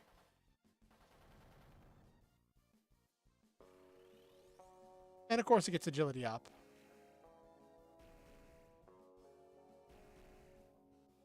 No, Irvine. I don't need any more of that.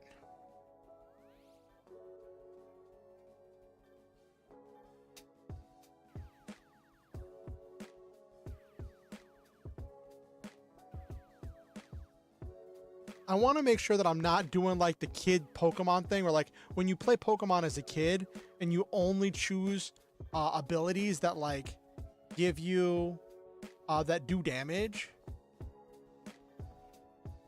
and you just don't do any of the other things.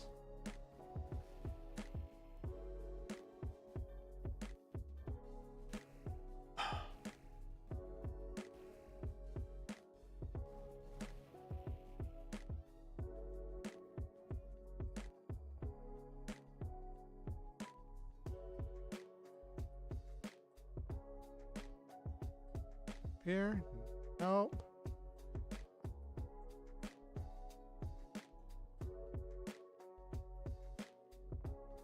Okay. That's a dead end. No more iron, more hammer rocks.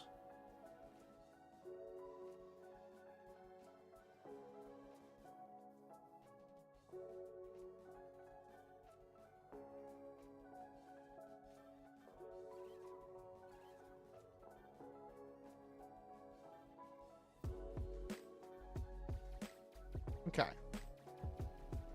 Well, that's a crit.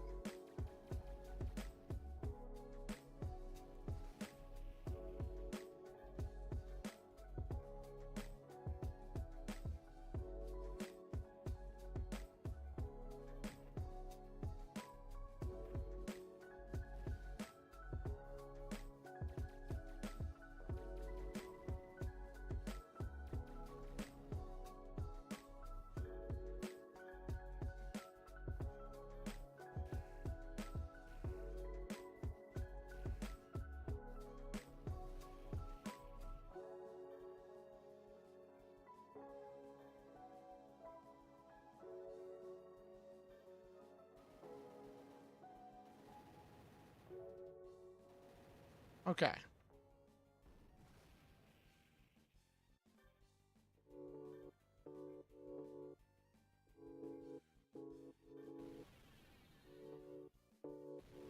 Oof. That was a lot of damage.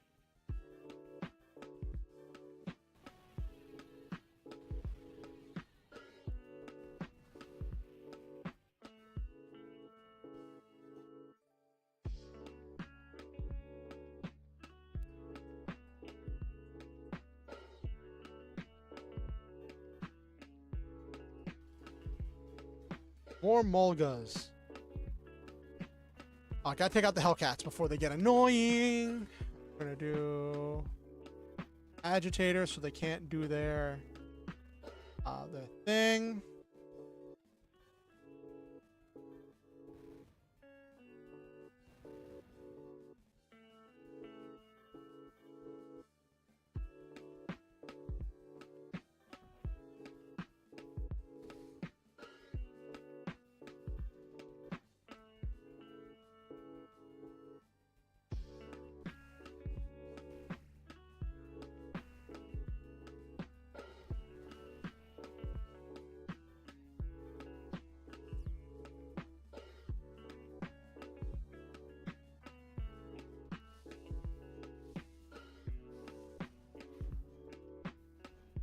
Boop.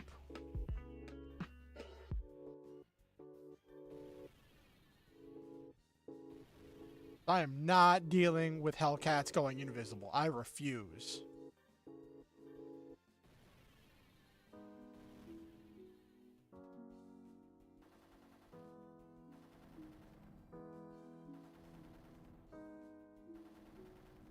A crit for only 1 damage. That's so funny. It does so little damage that even a crit doesn't bring it above the minimum damage threshold.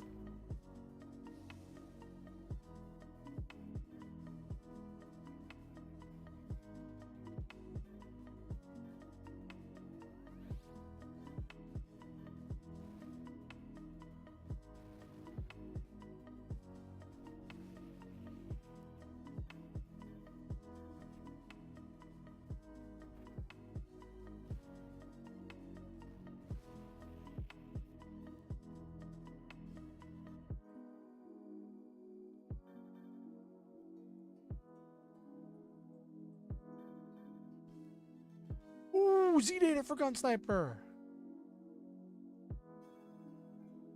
Let me see if I can make that, because that's actually a really good one.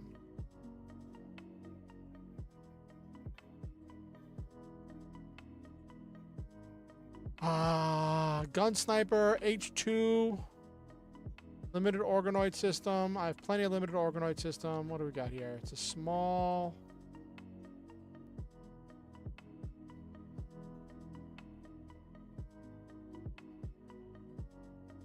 high agility. Machine gun 80. 8 missiles 60. Sniper rifle 160. Anchor claw 70.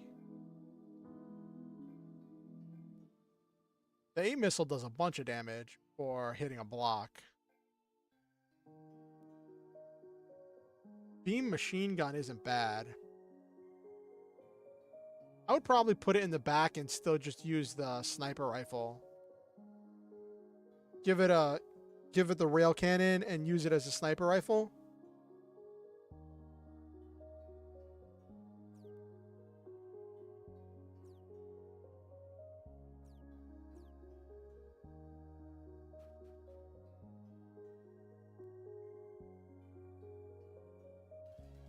Oh my gosh, it chased me down. 4 hammer rocks and 2 double swords. Let's deal with the double swords first because they get annoying. Do I need health? Do I need health? No, I'm pretty good.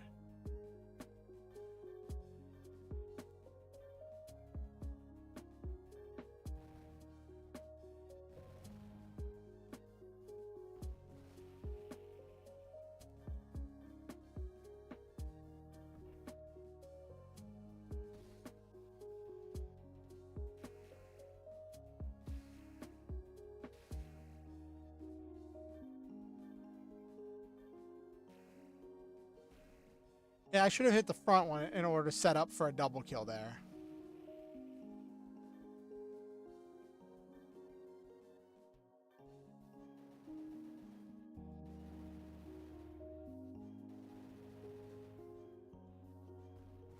Hey Rachel.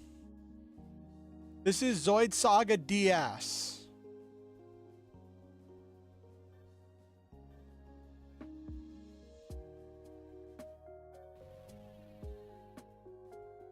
Is this another? Ooh, crit for 400. That's a lot of damage. Is this another one of those you saw nothing moments?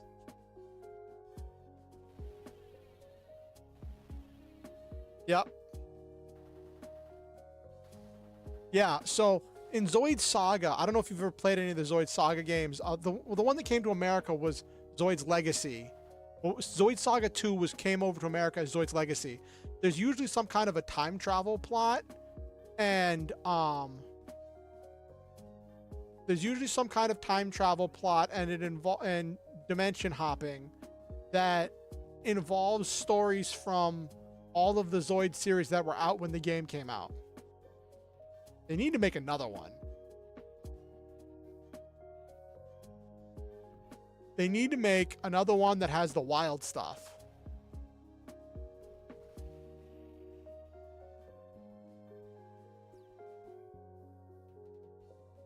Yeah, well, except you only have access to things like your dimension hopping in the Zoids multiverse. So yeah, it's kind of like Super Robot Wars, but I don't know how they do it in Zoids Saga DS. I know in Zoids Saga 2, which came over as Zoids Legacy, you like go through each storyline of stuff from each game and how like it, not from each game, from each universe, and how it all ties into the overarching story. Then at the end of the game, you unlock some end game area where you can fight these new powerful mini boss Zoids. Well, they weren't really mini bosses, but these new Zoids, and you can get their parts in order to make them. And then at that point, at the end of the game, you gain access to everyone. So it doesn't really open up till like the end of the game. Until then, it's kind of linear.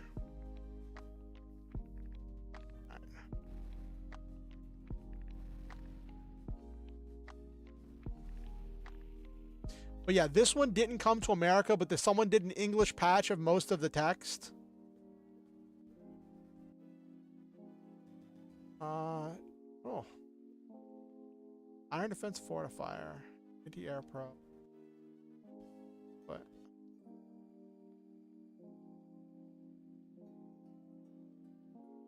That goes up there. What's... Oh, don't mind if I do. And over here? Nope, okay.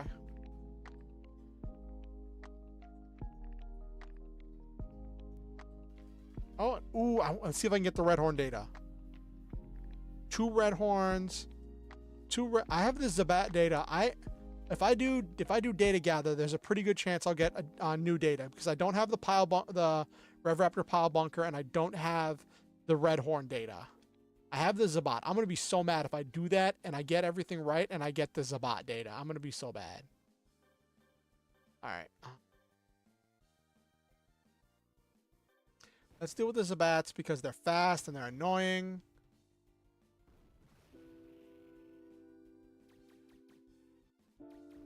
Zoids was such a great show.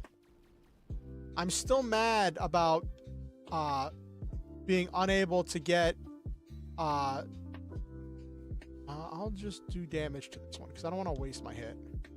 I'm still mad about not being able to really watch Zoids Wild Zero. Like I got up to episode 24 and like I'm about ready to pay someone to get the rest of Zoids Wild Zero because somebody is selling the episodes for Zoids Wild Zero on a flash drive.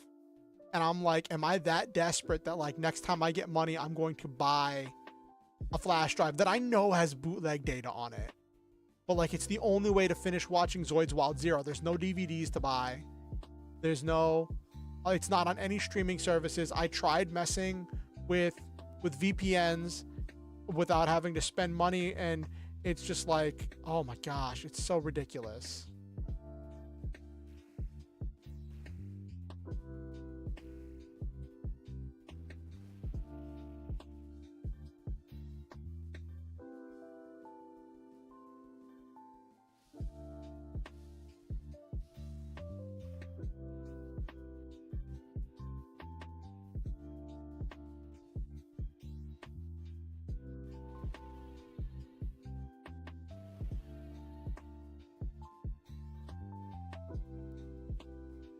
Let's finish this one off.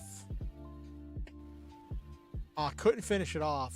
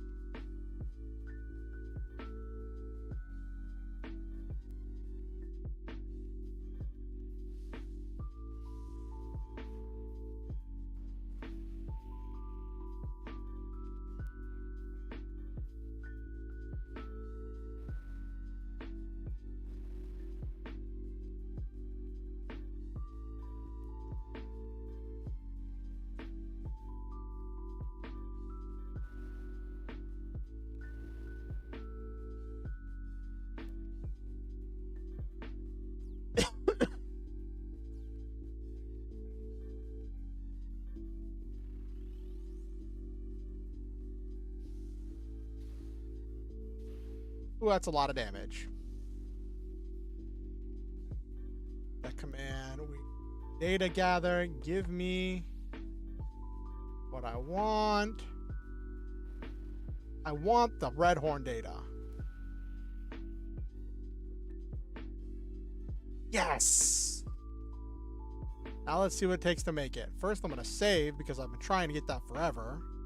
Not forever, but for a little bit. Let's see.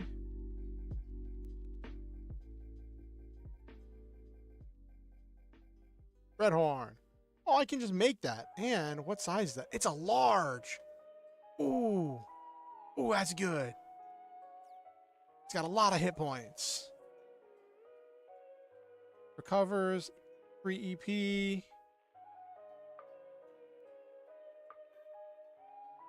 Free linear cannon. That's a lot of damage.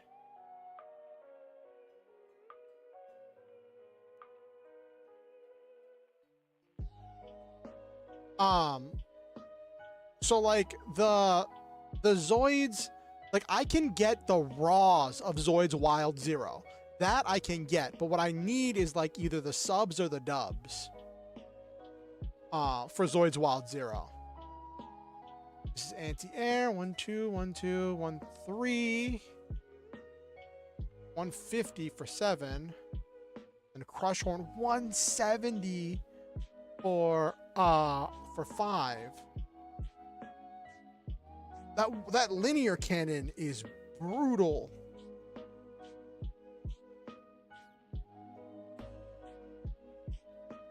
Starts with 12, so it's gonna be able to fire. It can fire anything starting off. Ooh, I don't even know who I'd put in this. Maybe have Athel ditch the Sorrow Knight and put Athel in this.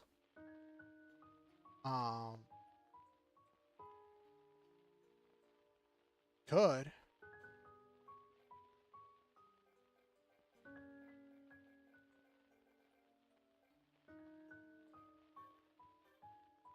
Three beam gun is 1, 2. Yeah, but if I move the Reynos to the back row, it doesn't do anything.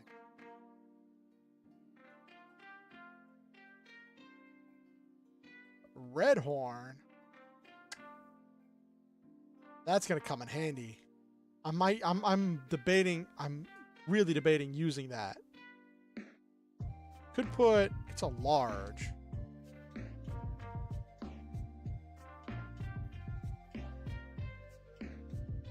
I have her with like lots of MSI, like she's like optimized for medium wolf Zoids right now. And being fast.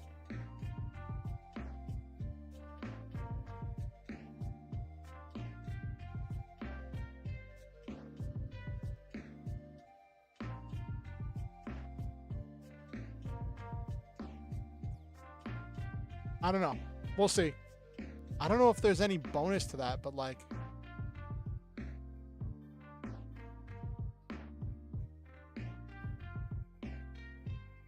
Dino... Gogulus, Liger, Tiger, Wolf, Insect, Flying, Aquatic, Genesis. Could do a melee build.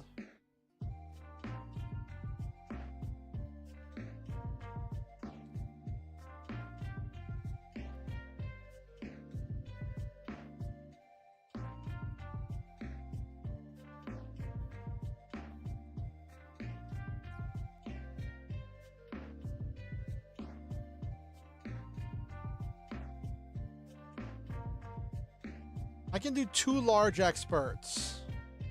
I could, but I like the Sorrow Knight, but it doesn't do anything.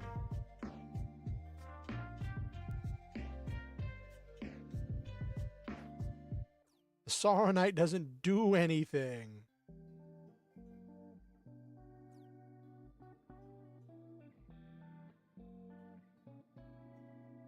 Let me save before I walk through here in case something jumps out at me and bops me. Now that I finally got the...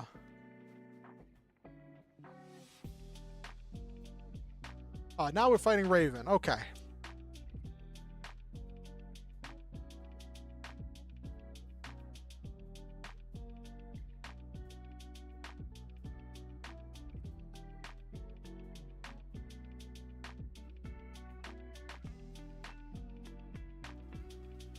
Now we're fighting Raven, and he's probably going to have Shadow.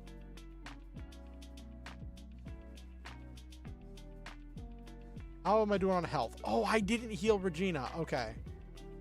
We are going to... Well, she's in the back, and he doesn't really do a lot of back row stuff.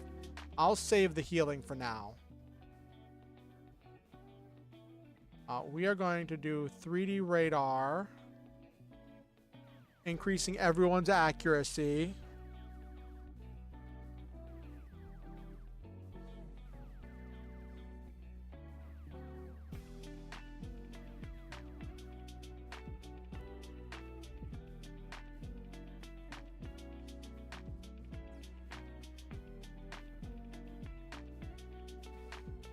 Wow, even with that accuracy bump. Glad I saved that. Let's do...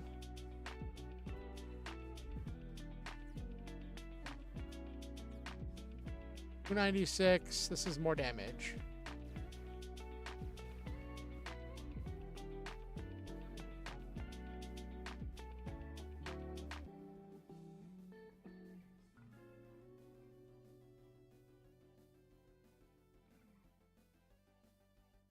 EP use.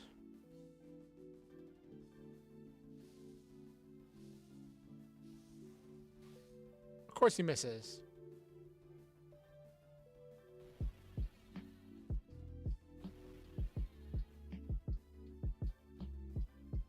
No, I didn't mean to use small thruster.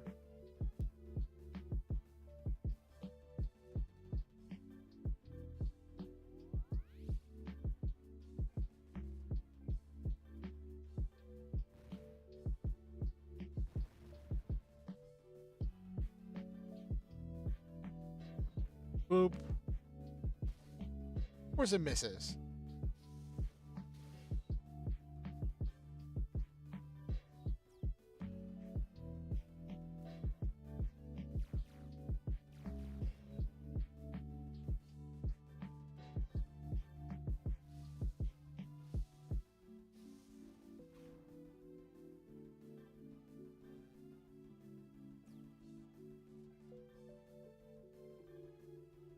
Want to fire again next turn.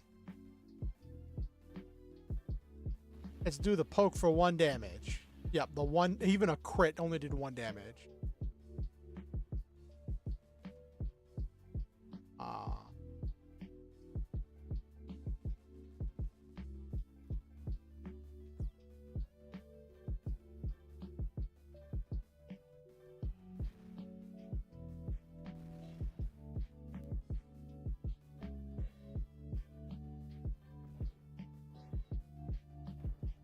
There we go.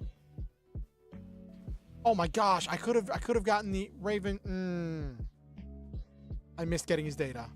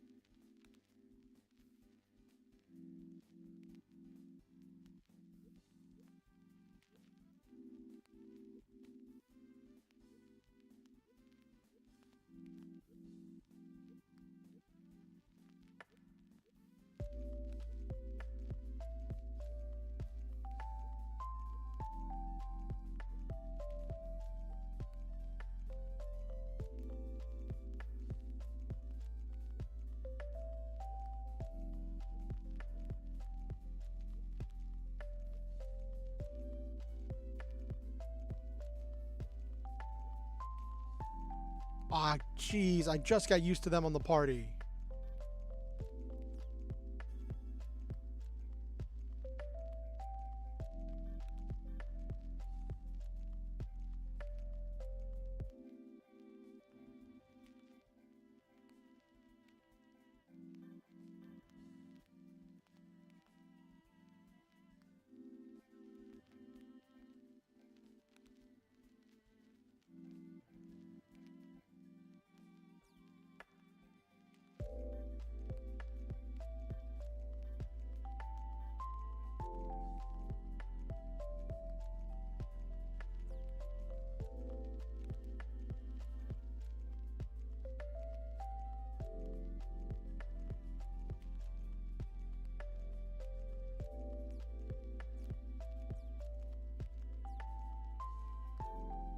All right, so now I've lost them on my team.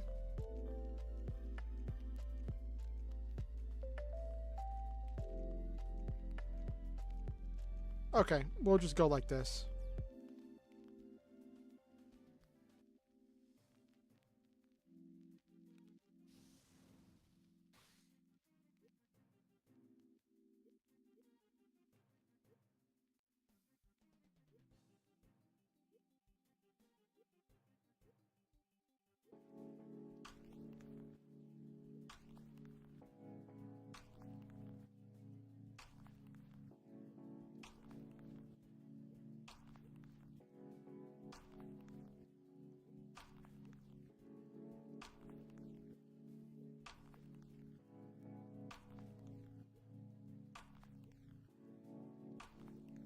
Oh, she's got some beef with Earth.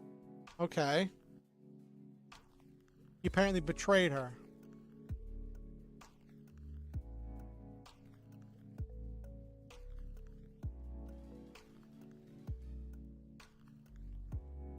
Oh, let's see if I can get the Redler data. Okay.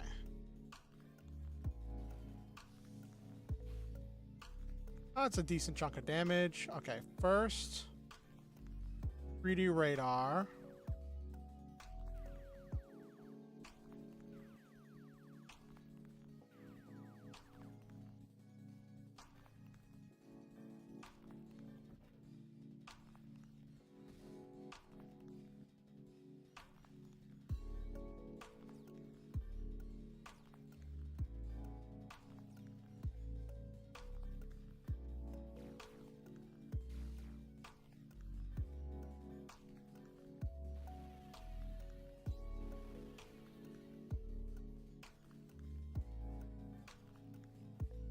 I'm not going to use healing yet.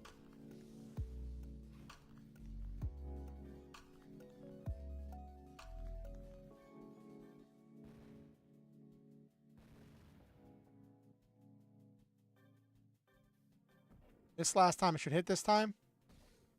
Nope, that's the thing with probabilities.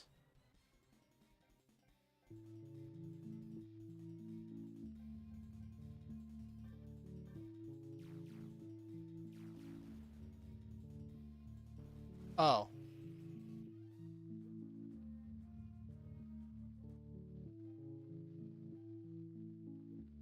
It's funny because she even got defeated by Earth. That's actually really funny. He's the one who landed the killing blow.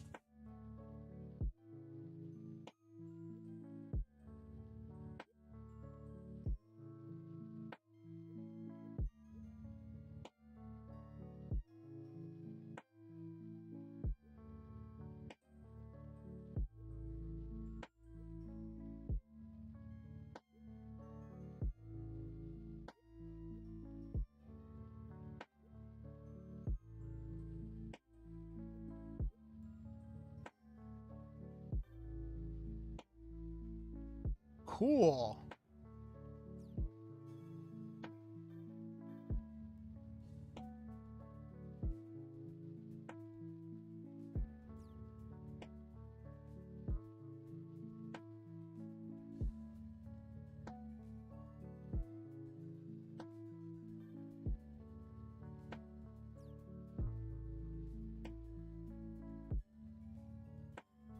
See if there's anything to dig up around here.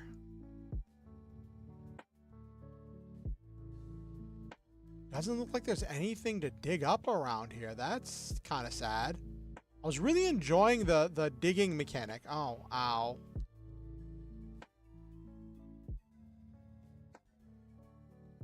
Oh, here we go.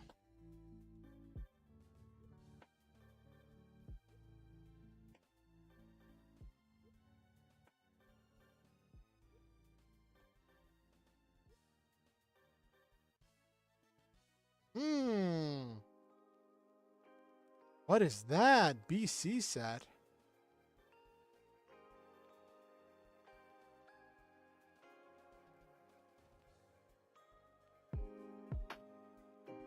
High caliber beam cannon. Okay.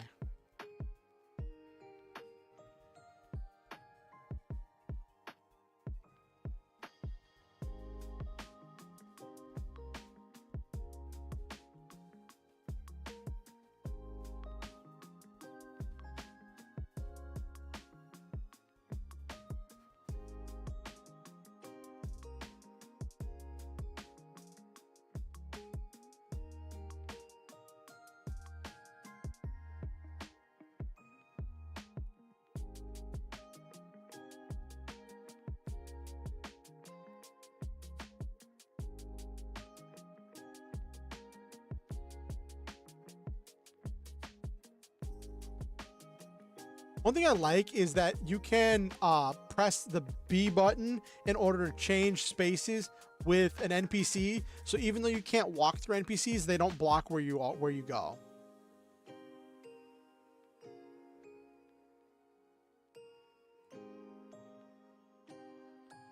They're more stray Zoids, but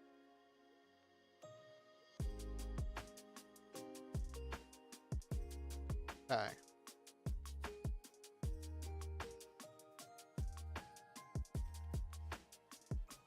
Reboot unit.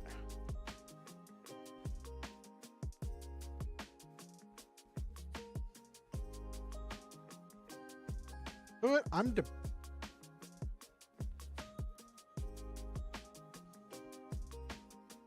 I have the black rhinos.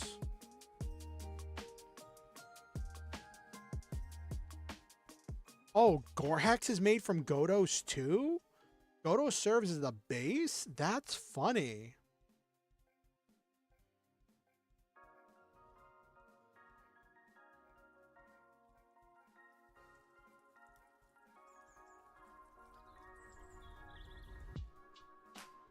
I could make one of these. This is 26, 44K.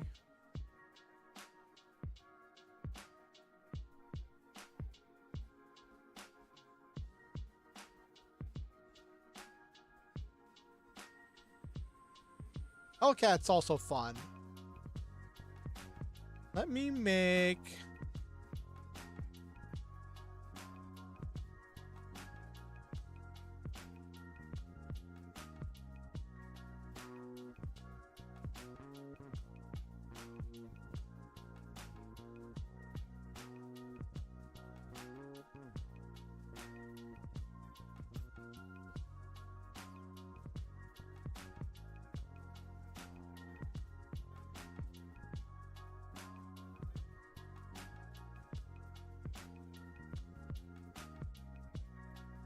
Oh, wow.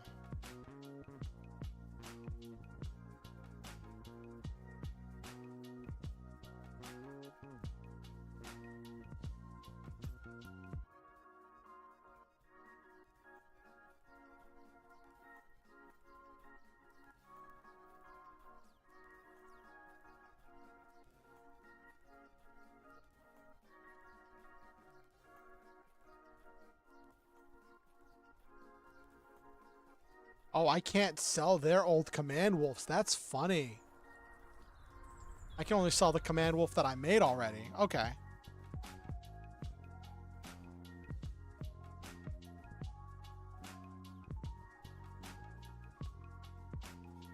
Okay. Because right now, as it stands, Sauron Knight does not do a lot of damage with its cannon. That's 103 for 4 EP. This thing does not do a lot of damage.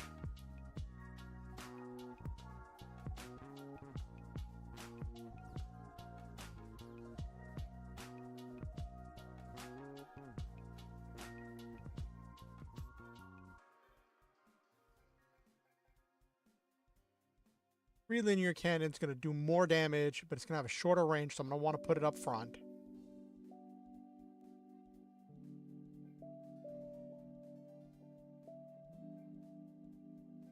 It's just going to want to be up front all around.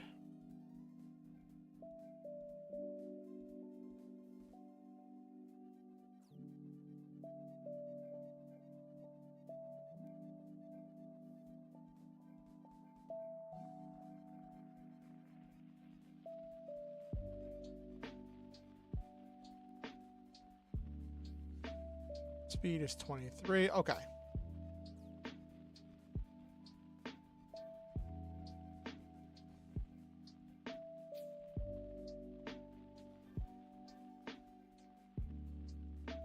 This one, 50, 100 for the 2 cannon.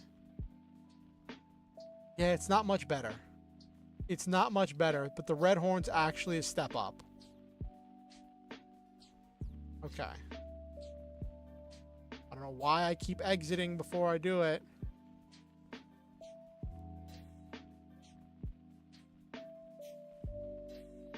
Goes up to 194, 17, agility.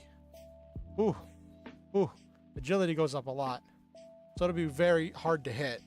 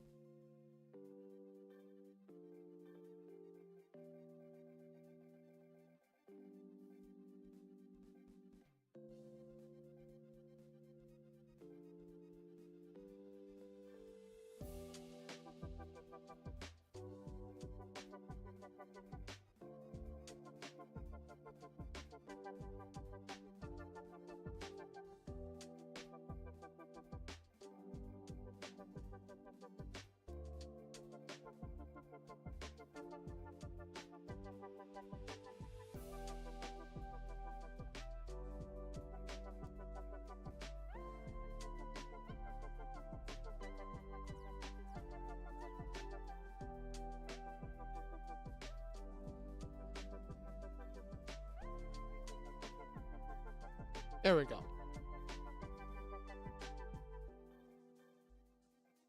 There we go. Got him in the red horn. Give him the heavy machine gun.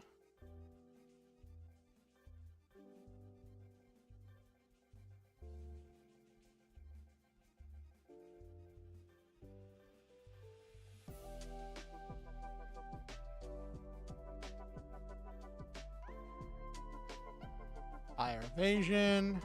Defensive equipment. Increase ranged weapons. What do we do here?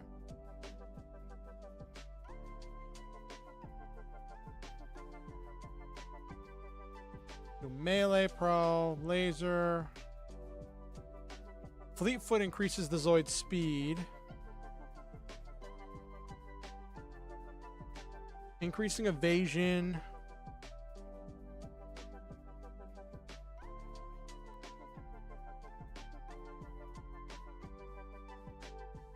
Or I could buff the defense, make it harder to kill.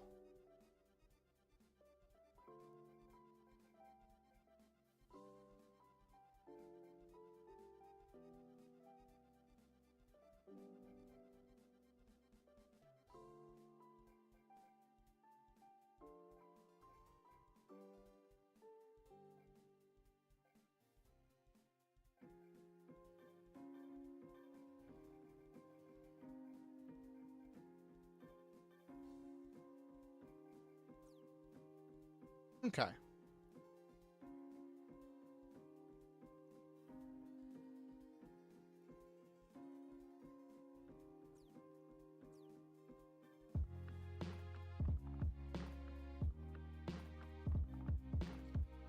Fence is 130.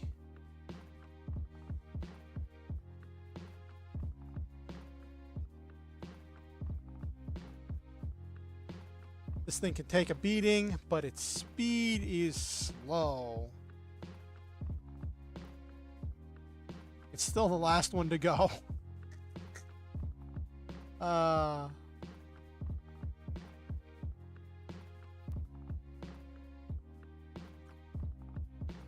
Okay.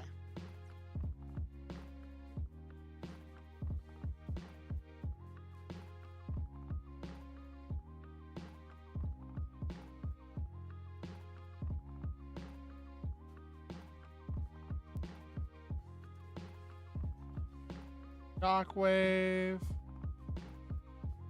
Okay. Got evac unit.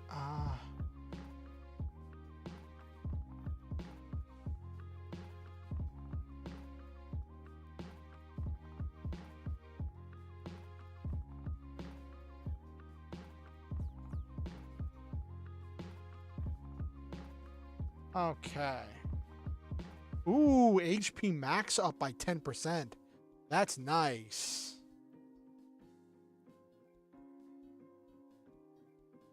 E protector against melee and laser weapons. Ooh, that's heavy. It's bullet weapons. Extra armor L. Ooh, defense up 30. Weight 30.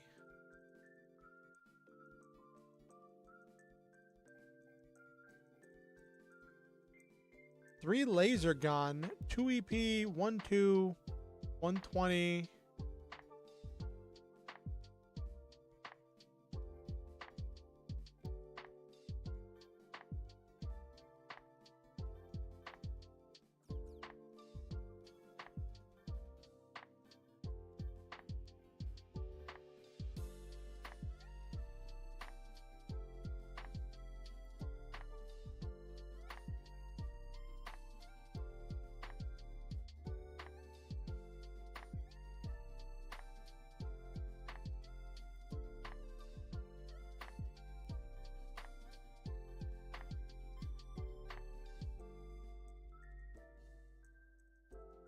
That's just better.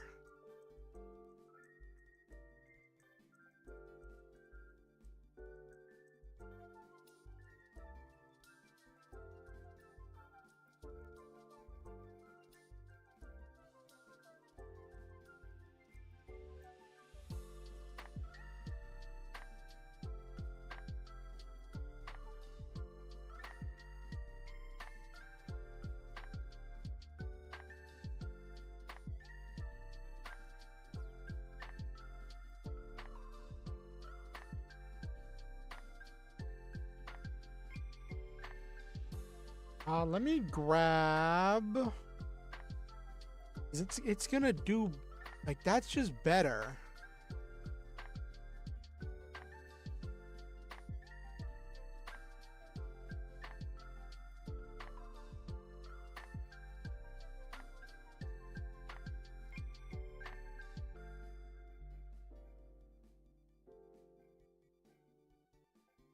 Grab 2 more extra armor L's.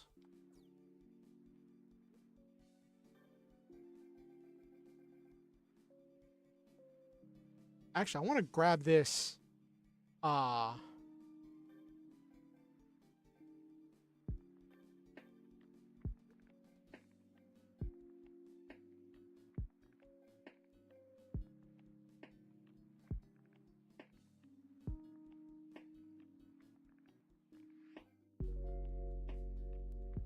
These are so heavy.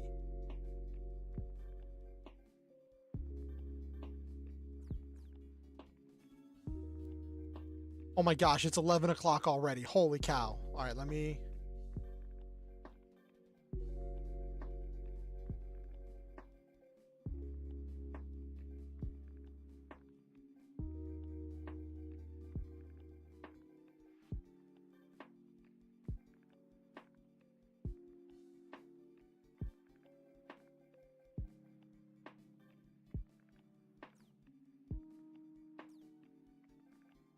$20 and $20.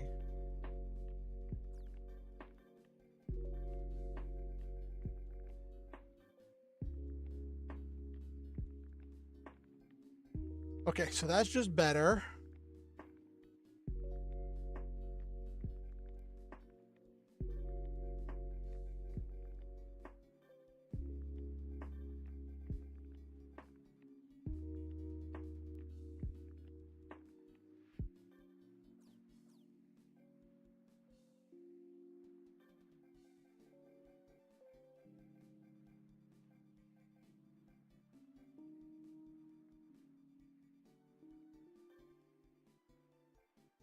This is...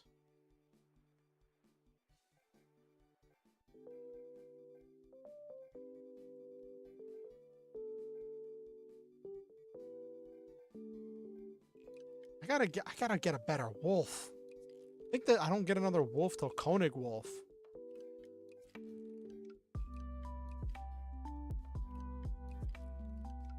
Instead of this defense, I'm gonna grab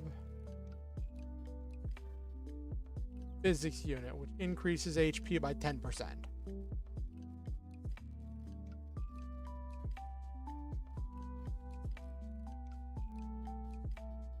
$70 defense, 130. Okay.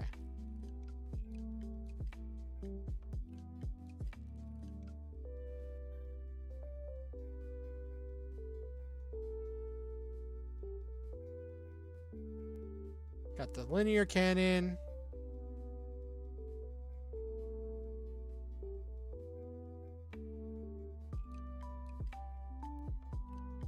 Anti-air beam does a bunch of damage.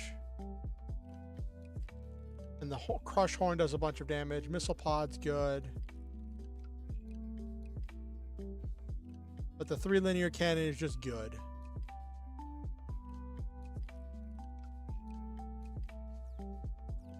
Okay.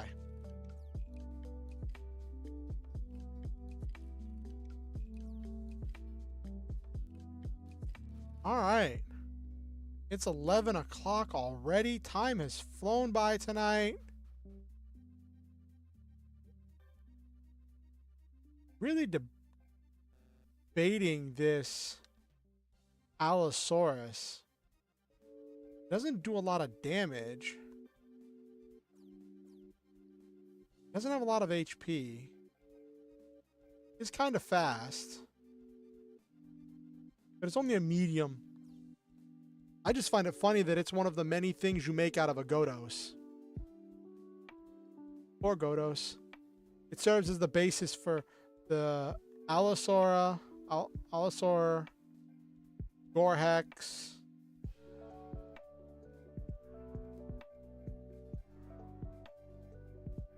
Iguan, Yeah. It's a shame I didn't get the data for the Saberfang Raven special, because then I could have made that. Okay.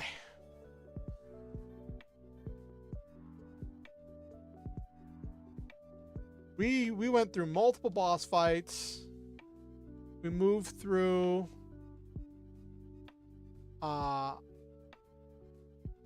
multiple boss fights. I have a pretty powerful team. I'm still using one command wolf, just because that character is really good with wolves. But I might change that character over to something else.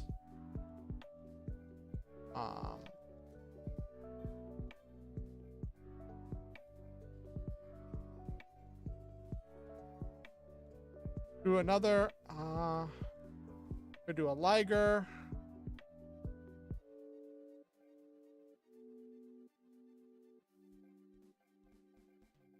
I could move it over to anything else, honestly, but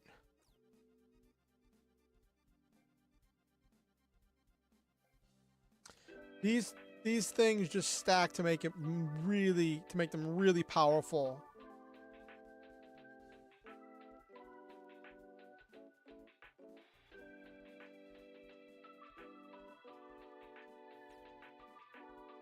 Let me see something real quick. That's funny. Because Earth died in that one battle. Actually, I think Earth didn't die, but his Zoid was defeated in like 2 battles. He's like 202. Like 202 off.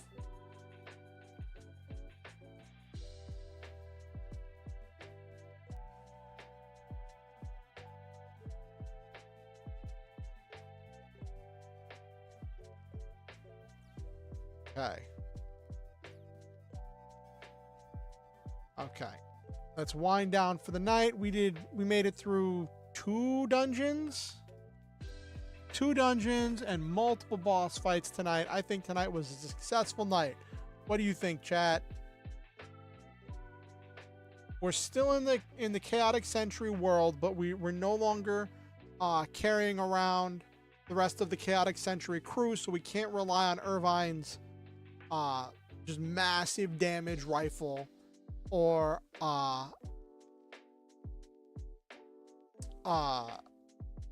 whatchamacallit, Van's shield liger, because Van's shield liger did a good chunk of damage.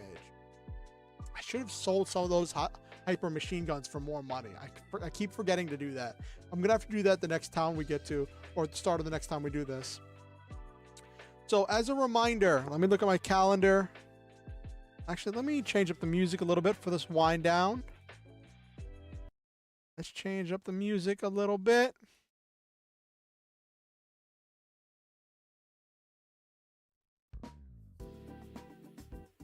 All right. So, my flight has been scheduled for my trip to Florida.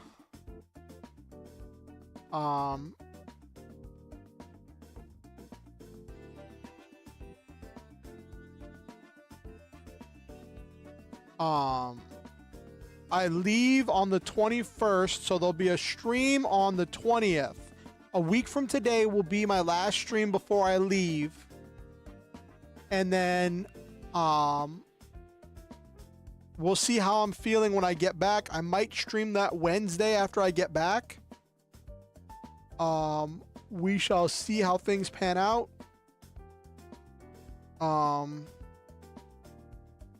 It'll be something.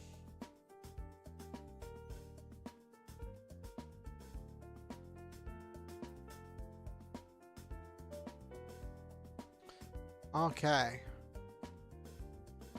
It was fun to play again. Caused a lot of destruction.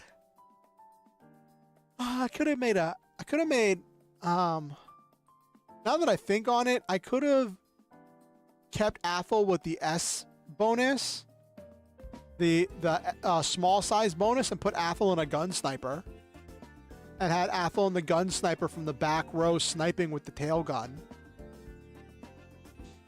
That could have been nice. And just pew pew pew pew pew pew pew pew pew pew.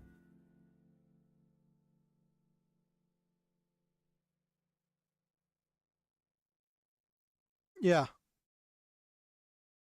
But I'll be fine with Athel in the whatchamacallit, in the Red Horn. It's got a lot of HP. Thank you, Nabiru. Worked through a bunch of stuff. I kind of wanted to go back to that dungeon that I was in to see if there was anything buried there or any chests there.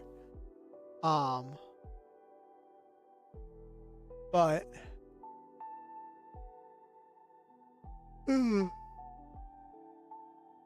after stream is over, I'm probably gonna finish. I'm gonna eat something, and then get back to writing for tonight. Last night, I tried to write, but I couldn't. I couldn't focus because I was so out of it after my Lancer game. So it was last night / this morning. So I couldn't get into it. I started writing the chapter, and then I was like, bleh. Right now, I'm debating cutting out a portion of the chapter I'm writing right now because I don't know if it makes sense. But I'm trying to tell myself, leave it in for now. If I'm going to take it out, I'll take it out later when I go back for editing. Because, so there's one point in the story that I'm writing right now where the main character finds this woman who was piloting one of the terraces that was chasing him, and he doesn't want her to die, and she was too injured to eject. And he sees that her console exploded and she got shrapnel stuck in her. And so he's pulling the shrapnel out, and I have a whole scene with him stitching her up. But the thing is, he wouldn't know how to stitch. And it doesn't do anything.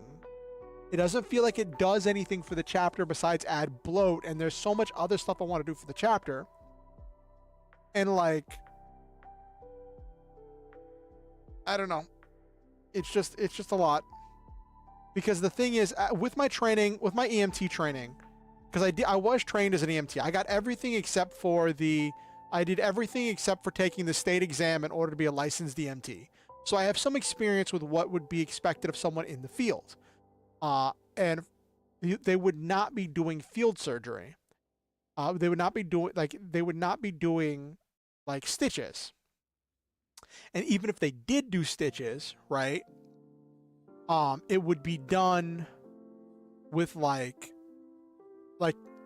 liquid stitches where you use a special type of skin glue in order to glue the skin together, or it would be done with, there's some bandages that we have now that someone developed that you put those things on either side of the cut, and then you pull a tab, and it forms a quick stitch to hold it, and it can replace stitches on some smaller wounds. And I'm something like that would probably be used instead of him actually just stitching. So I made it for this I try to go for this funny scene in which he does this stitching, and and this woman is why didn't you just use quick stitch fluid? Which I just called, which is just the name I gave it. And he's because I didn't have any. Oh wait, yes I do. And then this thing about he's an idiot. He doesn't see. He acts without thinking. And it fit, but I feel it's not I don't know. I feel that's a skill too much that for the main character to have in that. Right? I don't want him to be I can do everything. Because it wasn't established that he was a trained medic. It was established that he has... And even if he was a trained medic, he wouldn't be he wouldn't be doing field surgery on a dirty ground.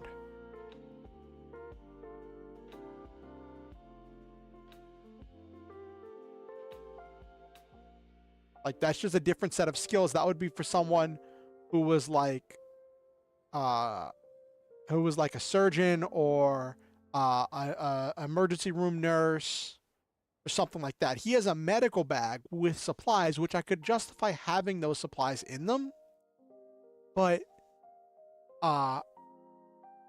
it wouldn't make sense for him to do the stitching. So that's what I'm struggling with, and I don't want to go back and rewrite that entire section of the chapter. It's like almost 400 words. And I'm like, that's a lot of words to dedicate to a scene that does nothing. So it's just something I struggle with. I'm probably gonna struggle with it some more after the stream is over.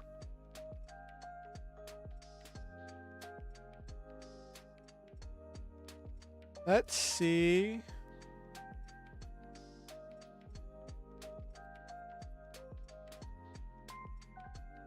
Oh my gosh. So, Critical Role. I watch Critical Role on Thursday nights. Holy cow, was Critical Role so stressful. It was absolutely so stressful. I'm telling you. Actually, am I gonna miss the first? I am. No, I'm not. Ah, that's gonna be an actual episode of Critical Role that when I'm on vacation. I might have to stay up and watch that. But the latest episode of Critical Role threw me for a loop. Like, spoiler alert if you haven't seen it. So the whole thing that's been happening in Critical Role in the campaign 3 is they're trying to amass power and allies and resources to go back and fight this boss that beat them before, right? And they found this tool that the boss used to gain power. It's this kind of like magical funnel that funnels magical essences into a person. And the stronger, and it absorbs magical power from like magical beings or from magical items. And depending on how strong it is, the ability might be, whatever it gives might be temporary, or whatever it gives might be permanent. And they went on a quest to recover this shard of a Titan, the shard of the Emperor of Flame. And when they were on that quest, they found out that one of the characters, Ashton, has the shard of the Empress of Earth within him. And like Matt, their DM, was super clear. If you take this shard, if you have, like, no mortal body is built to be able to withstand 2 of these shards. Taking the second shard might awaken an untold power, but it also is equally as likely to destroy the character, to destroy the person, right? And like, Matt was super clear. And at first they were going to give it to somebody else, but then that character kind of didn't want it and was unsure of what to do with it. And so Ashton was like, I need some privacy while we do this. And then they put it into Ashton. Even though, like, they kind of flew in the face of the warnings. And oh my gosh, they knew that he had to survive 10 rounds. He had to survive 1 minute of this in order to gain this power, right? And it was damaging him the whole time. And he couldn't rage. I mean, his rage couldn't resist the power, right? And it was just doing, and his fire resistance ring wasn't doing anything to help him. And he was just taking ridiculous quantities of damage, right? And he had to make a save every round. And what they found out afterwards was, if he failed even one of those saves, the character would have been dead. Like, instantly, instant death. So he had to go 10 rounds without failing a single save. The DC was 10 for the first 8 rounds. Then the last 2 rounds, the DC jumped up to 15 for this con save. Thankfully, the character has a +8 to the save. Only failed once, but he had a ring that says when you would die, the ring shatters and you don't die instead. Or like, if you fail a save, I think the ring shatters and you succeed the save instead. And that saved him. And it was so stressful, and like everybody else heard like stuff going wrong, and they came running up there to him, right? And they were healing him. They were pumping healing into him to help him limp his way through surviving the thing. He went down like 6 times to being unconscious throughout the entire course of the process. And like after the second turn, the shard that they put up to the funnel fell to dust. So there was no going back after the second turn. After the second turn, he was in that ride. And so like it was so intense, and like the players were like, listen, you told us you didn't want us to be here, but if we hadn't been here, you would have died. And he's like, yeah, he didn't even acknowledge that when they said that. And when we went for the last roll, the DM said the DC is 15, you have to succeed. If you do not succeed, you will die. The ring that would save you has already been shattered. And so he like stood up and he's like, I'm not even gonna look. And he rolls without looking, and everyone's like, oh, you did it, yeah, because he rolled a 16 on the dice, so it was like a 24 for the roll, right? And he's like, that exactly, don't look if you want to win. And everyone's like, oh my gosh, you were so reckless. Everyone's like, oh my god, you were so reckless. Why would you do this? This was such a huge risk. This was so dangerous. And blah, blah, blah, blah, blah, right? And everyone's just like, why would you do this? Yes, that's a main character plot armor moment. And like, it was crazy. It was so stressful. The last like 20 to 30 minutes of the episode, I was like clutching my pillow as I was like, oh no, because this character was like falling apart. They are an earth genasi, so their body is made out of like stone stuff, right? And parts of their body were like breaking off as this was happening from the force of this thing happening. And they're like, okay, after they come out, like, is there anything left of me? And it's like, you look over to where your arm was, and now there's a molten lava arm. It's like, yes. And it's like, this character, and like the community got kind of divided, right? Not really, but kind of. So it became this thing where like, big part of the community is like, ooh, Ashton's gonna get really cool OP stuff, maybe get new art, so on and so forth, right? Other part of the community is like, that was an unhealthy risk that Ashton took that flew in the face of all of the DM's warnings. And because Ashton didn't listen to the DM's warnings and flew in the face of it and took a extremely dangerous risk, whatever power Ashton gets should have some kind of a penalty attached to it. And I'm like, I'm not sure. Like, on the one hand, I understand like some kind of a penalty because you took this extreme risk. You made this very unhealthy decision. And you don't exactly want to reward that behavior. But on the other hand, high risk, high reward. Like that's kind of a theme, a trope, an idea. So it just becomes this like push and pull.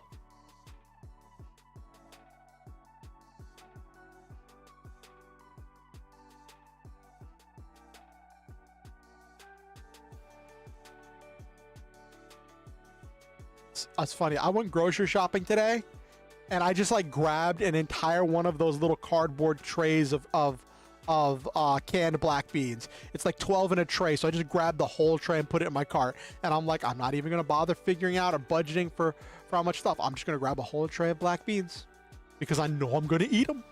I know I'm gonna eat them.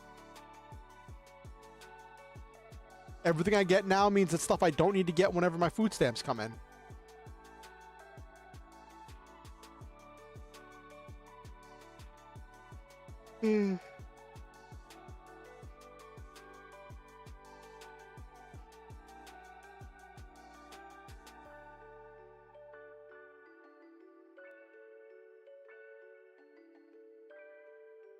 Oh my gosh. But it was so stressful. It was so stressful watching this character. Sorry, I had something stuck in my nose. Watching this character like on death's door, going down so many times. And it was just like, oh my gosh. Ashton's playing with fire, literally.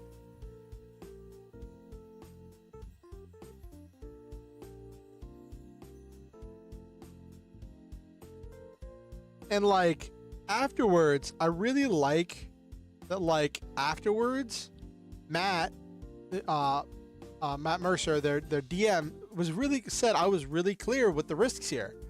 Like if you'd failed a single, and actually told them like, hey, if you'd failed a single one of those checks and you didn't have that ring to save you, your character would have instantly died. You knew the risks. And like I heard that like they'd asked for a more challenging campaign. They'd asked for a more challenging like challenges and stuff. That's what I heard. I never actually read it or saw it, but I saw people talk about it in the community that they wanted, the players wanted a more challenging campaign. And like Matt has not been holding back, has been throwing greater risks, higher stakes, greater challenges. And it's been nice to watch as it all unfolds. Full of excitement and chaos.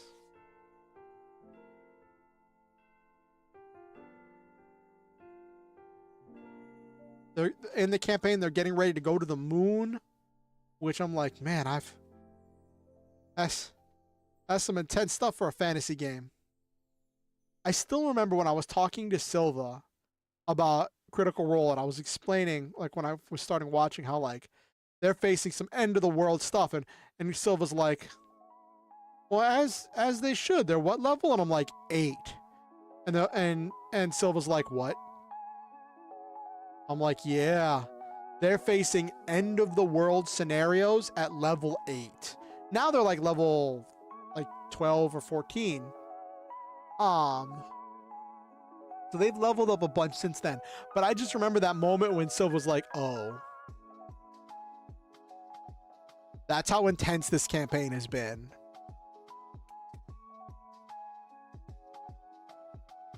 And also what's so crazy about the whole Ashton situation, with Ashton possibly dying, people were like, is this going to be a Goldfish 2.0? Because there was a thing where in campaign 1, one of the characters was like, we're basically gods, we can do whatever we want, because they were level 10.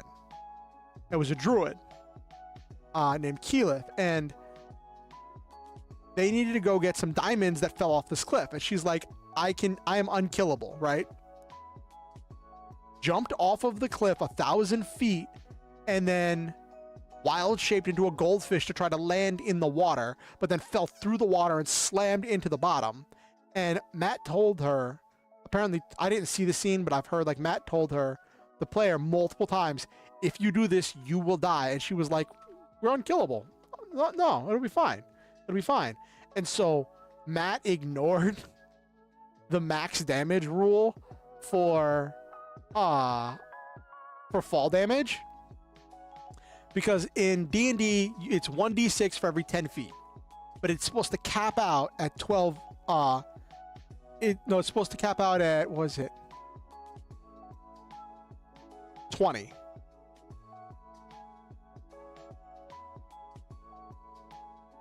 Yeah, 20. No, 10. It caps out at 10. Oh, 6. No, yeah, 20. Yeah. Because the max is 120 damage.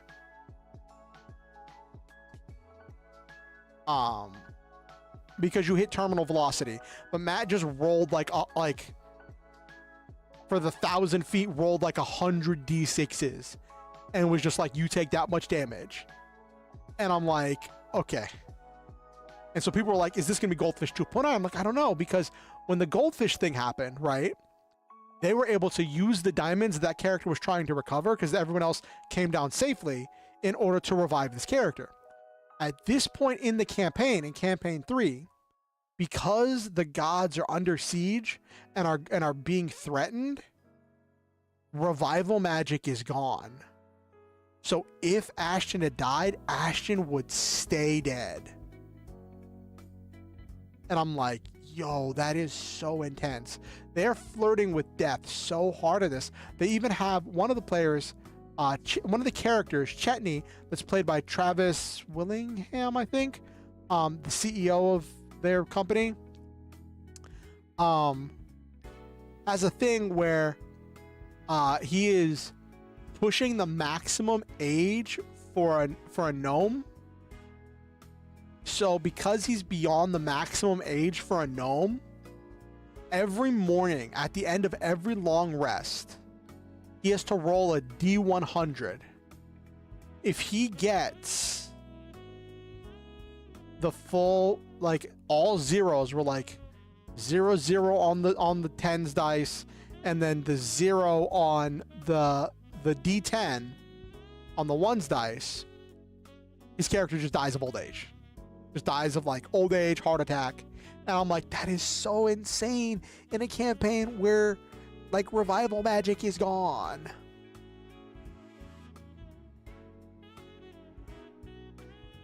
But it creates this character who's like very aware of his own mortality. So he's working really hard to try to like do a lot of important stuff. So that way his name and his legacy will live on. And this focus on legacy is really interesting.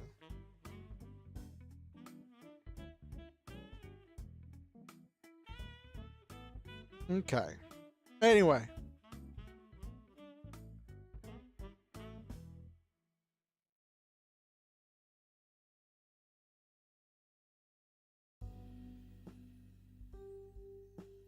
Yeah. Well, it's not... He's got to get a 0 2 times because he's rolling 2 D10s. One is for the 10s and one is for the 1s. Because, you know, the D100s, one of them is like 10, 0, 0, 10, 20, 30, 40, 50, up to 90.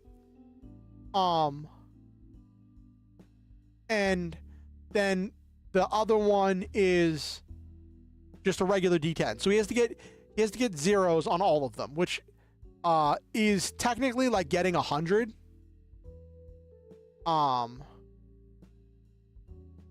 So there is a 1% chance he succeeds. But the fact that there is a 1% chance that he dies of old age at the end of every long rest is so insane. Excuse me.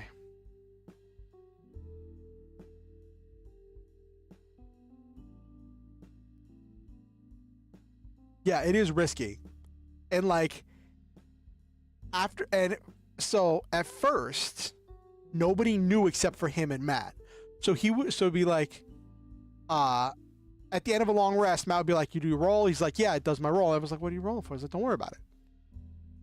And then at some point it came out when he's like, "I'm rolling to see if I die in my sleep because I'm so old."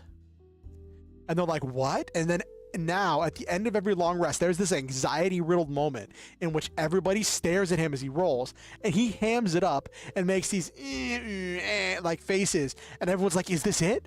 Is his character gonna die?" And like, I think Travis already had a character die in this campaign because Travis started as a character, something Belmont, who was like a character that was like an NPC or something from a past campaign that he was playing as a character, who ended up getting killed off in the night. And that was like a motivating factor that brought the rest of the team together. But like, it's a lot.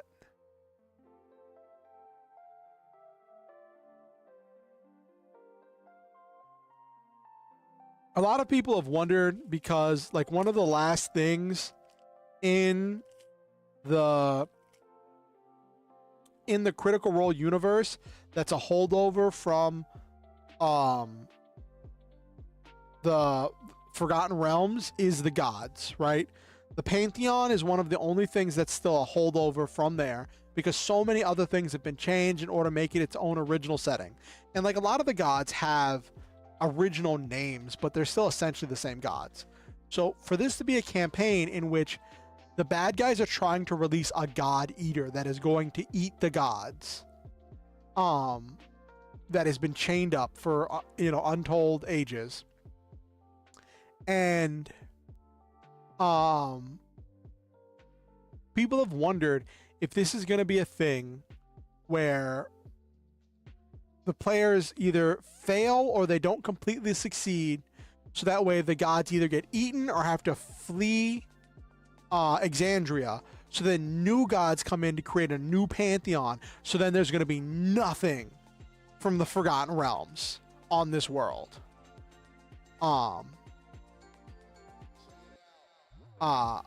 And other people have wondered if that's going to lead into, because Darrington Press, the company that's owned by Critical Role, the game company, is said to be working on a game called Daggerheart, which is going to be a fantasy TTRPG that's designed for long-form storytelling and more like long-term campaigns. So people are wondering if they're going to switch from doing D&D to doing Daggerheart, because that would be huge, because so much of the surge of people to D&D has been from Critical Role. So like that would be huge if and a lot of this has been like kickstarted by the OGL drama, so it's really interesting to see how all of that is unfold. Anyway, I said I was going to end like 5 minutes ago, and then I started talking and I got distracted. So let's wind down for the night. Let's wind down for tonight. So for those of you who don't know, I like to say positive things about my viewers, speak goodness into their lives. So I say to Nabiru, to Silva, to Rachel, to anyone who watches my stream and lurked and didn't say anything, and anyone who watches this VOD afterwards, I want to say, I love all of you. I believe in each and every one of you, and I think that all of you are truly special, one-of-a-kind, and unique individuals. I think that you make this world a better place by being in it, and I'm grateful every day to live in a world with you in it. Thank you for coming to my stream. Thank you for being a part of this community. Thank you for giving me your time and your energy and your attention. Thank you for being a part of this community and making this community better. Always remember the Star Hunter motto: shoot for the stars, have wonderful adventures, live your dreams, and always stop to enjoy the memes. One thing I do ask is that you like the stream. It helps the algorithm with pushing it out to new people, lets me know what people want, lets me know how many people are here, and it just kind of lets me know that people enjoy what I'm doing, which kind of makes me feel warm and fuzzly, which is probably not a healthy interaction, but you know what, we're running with it. Anyway, like the stream. If you have any friends, relatives, nephews, aunts, uncles, arch enemy, arch nemesis that you think might enjoy my content, feel free to show them my content or invite them to the next stream, which is going to be Friday, 8:30 p.m. EST. I look forward to seeing all of you there. If you want to keep up with what I'm doing on YouTube, you can subscribe and ding the notification bell to let you know whenever I go live. If you want to keep up with what I'm doing outside of YouTube, you could follow me on Twitter or X and join my Discord. Links to both of those are in the description down below. I want you to know that you do not have to pay to be a member of this community. You are not required to donate to be welcome here. I want everyone to know that you are welcome, accepted, and loved. And with that said, I'm grateful to everyone who has donated to help make things possible in my life and to help me do things that I would not have been able to do on my own. I'm grateful to each and every one of you who has donated in the past and who will donate in the future, who helped make my life what it is. If you ever are in a position where it's safe for you to donate and you ever feel motivated to donate in order to help me out with any number of things, There are links where you can do that down in the description below. Have yourselves a wonderful night. Have yourselves a great week. And I will see you all on Friday.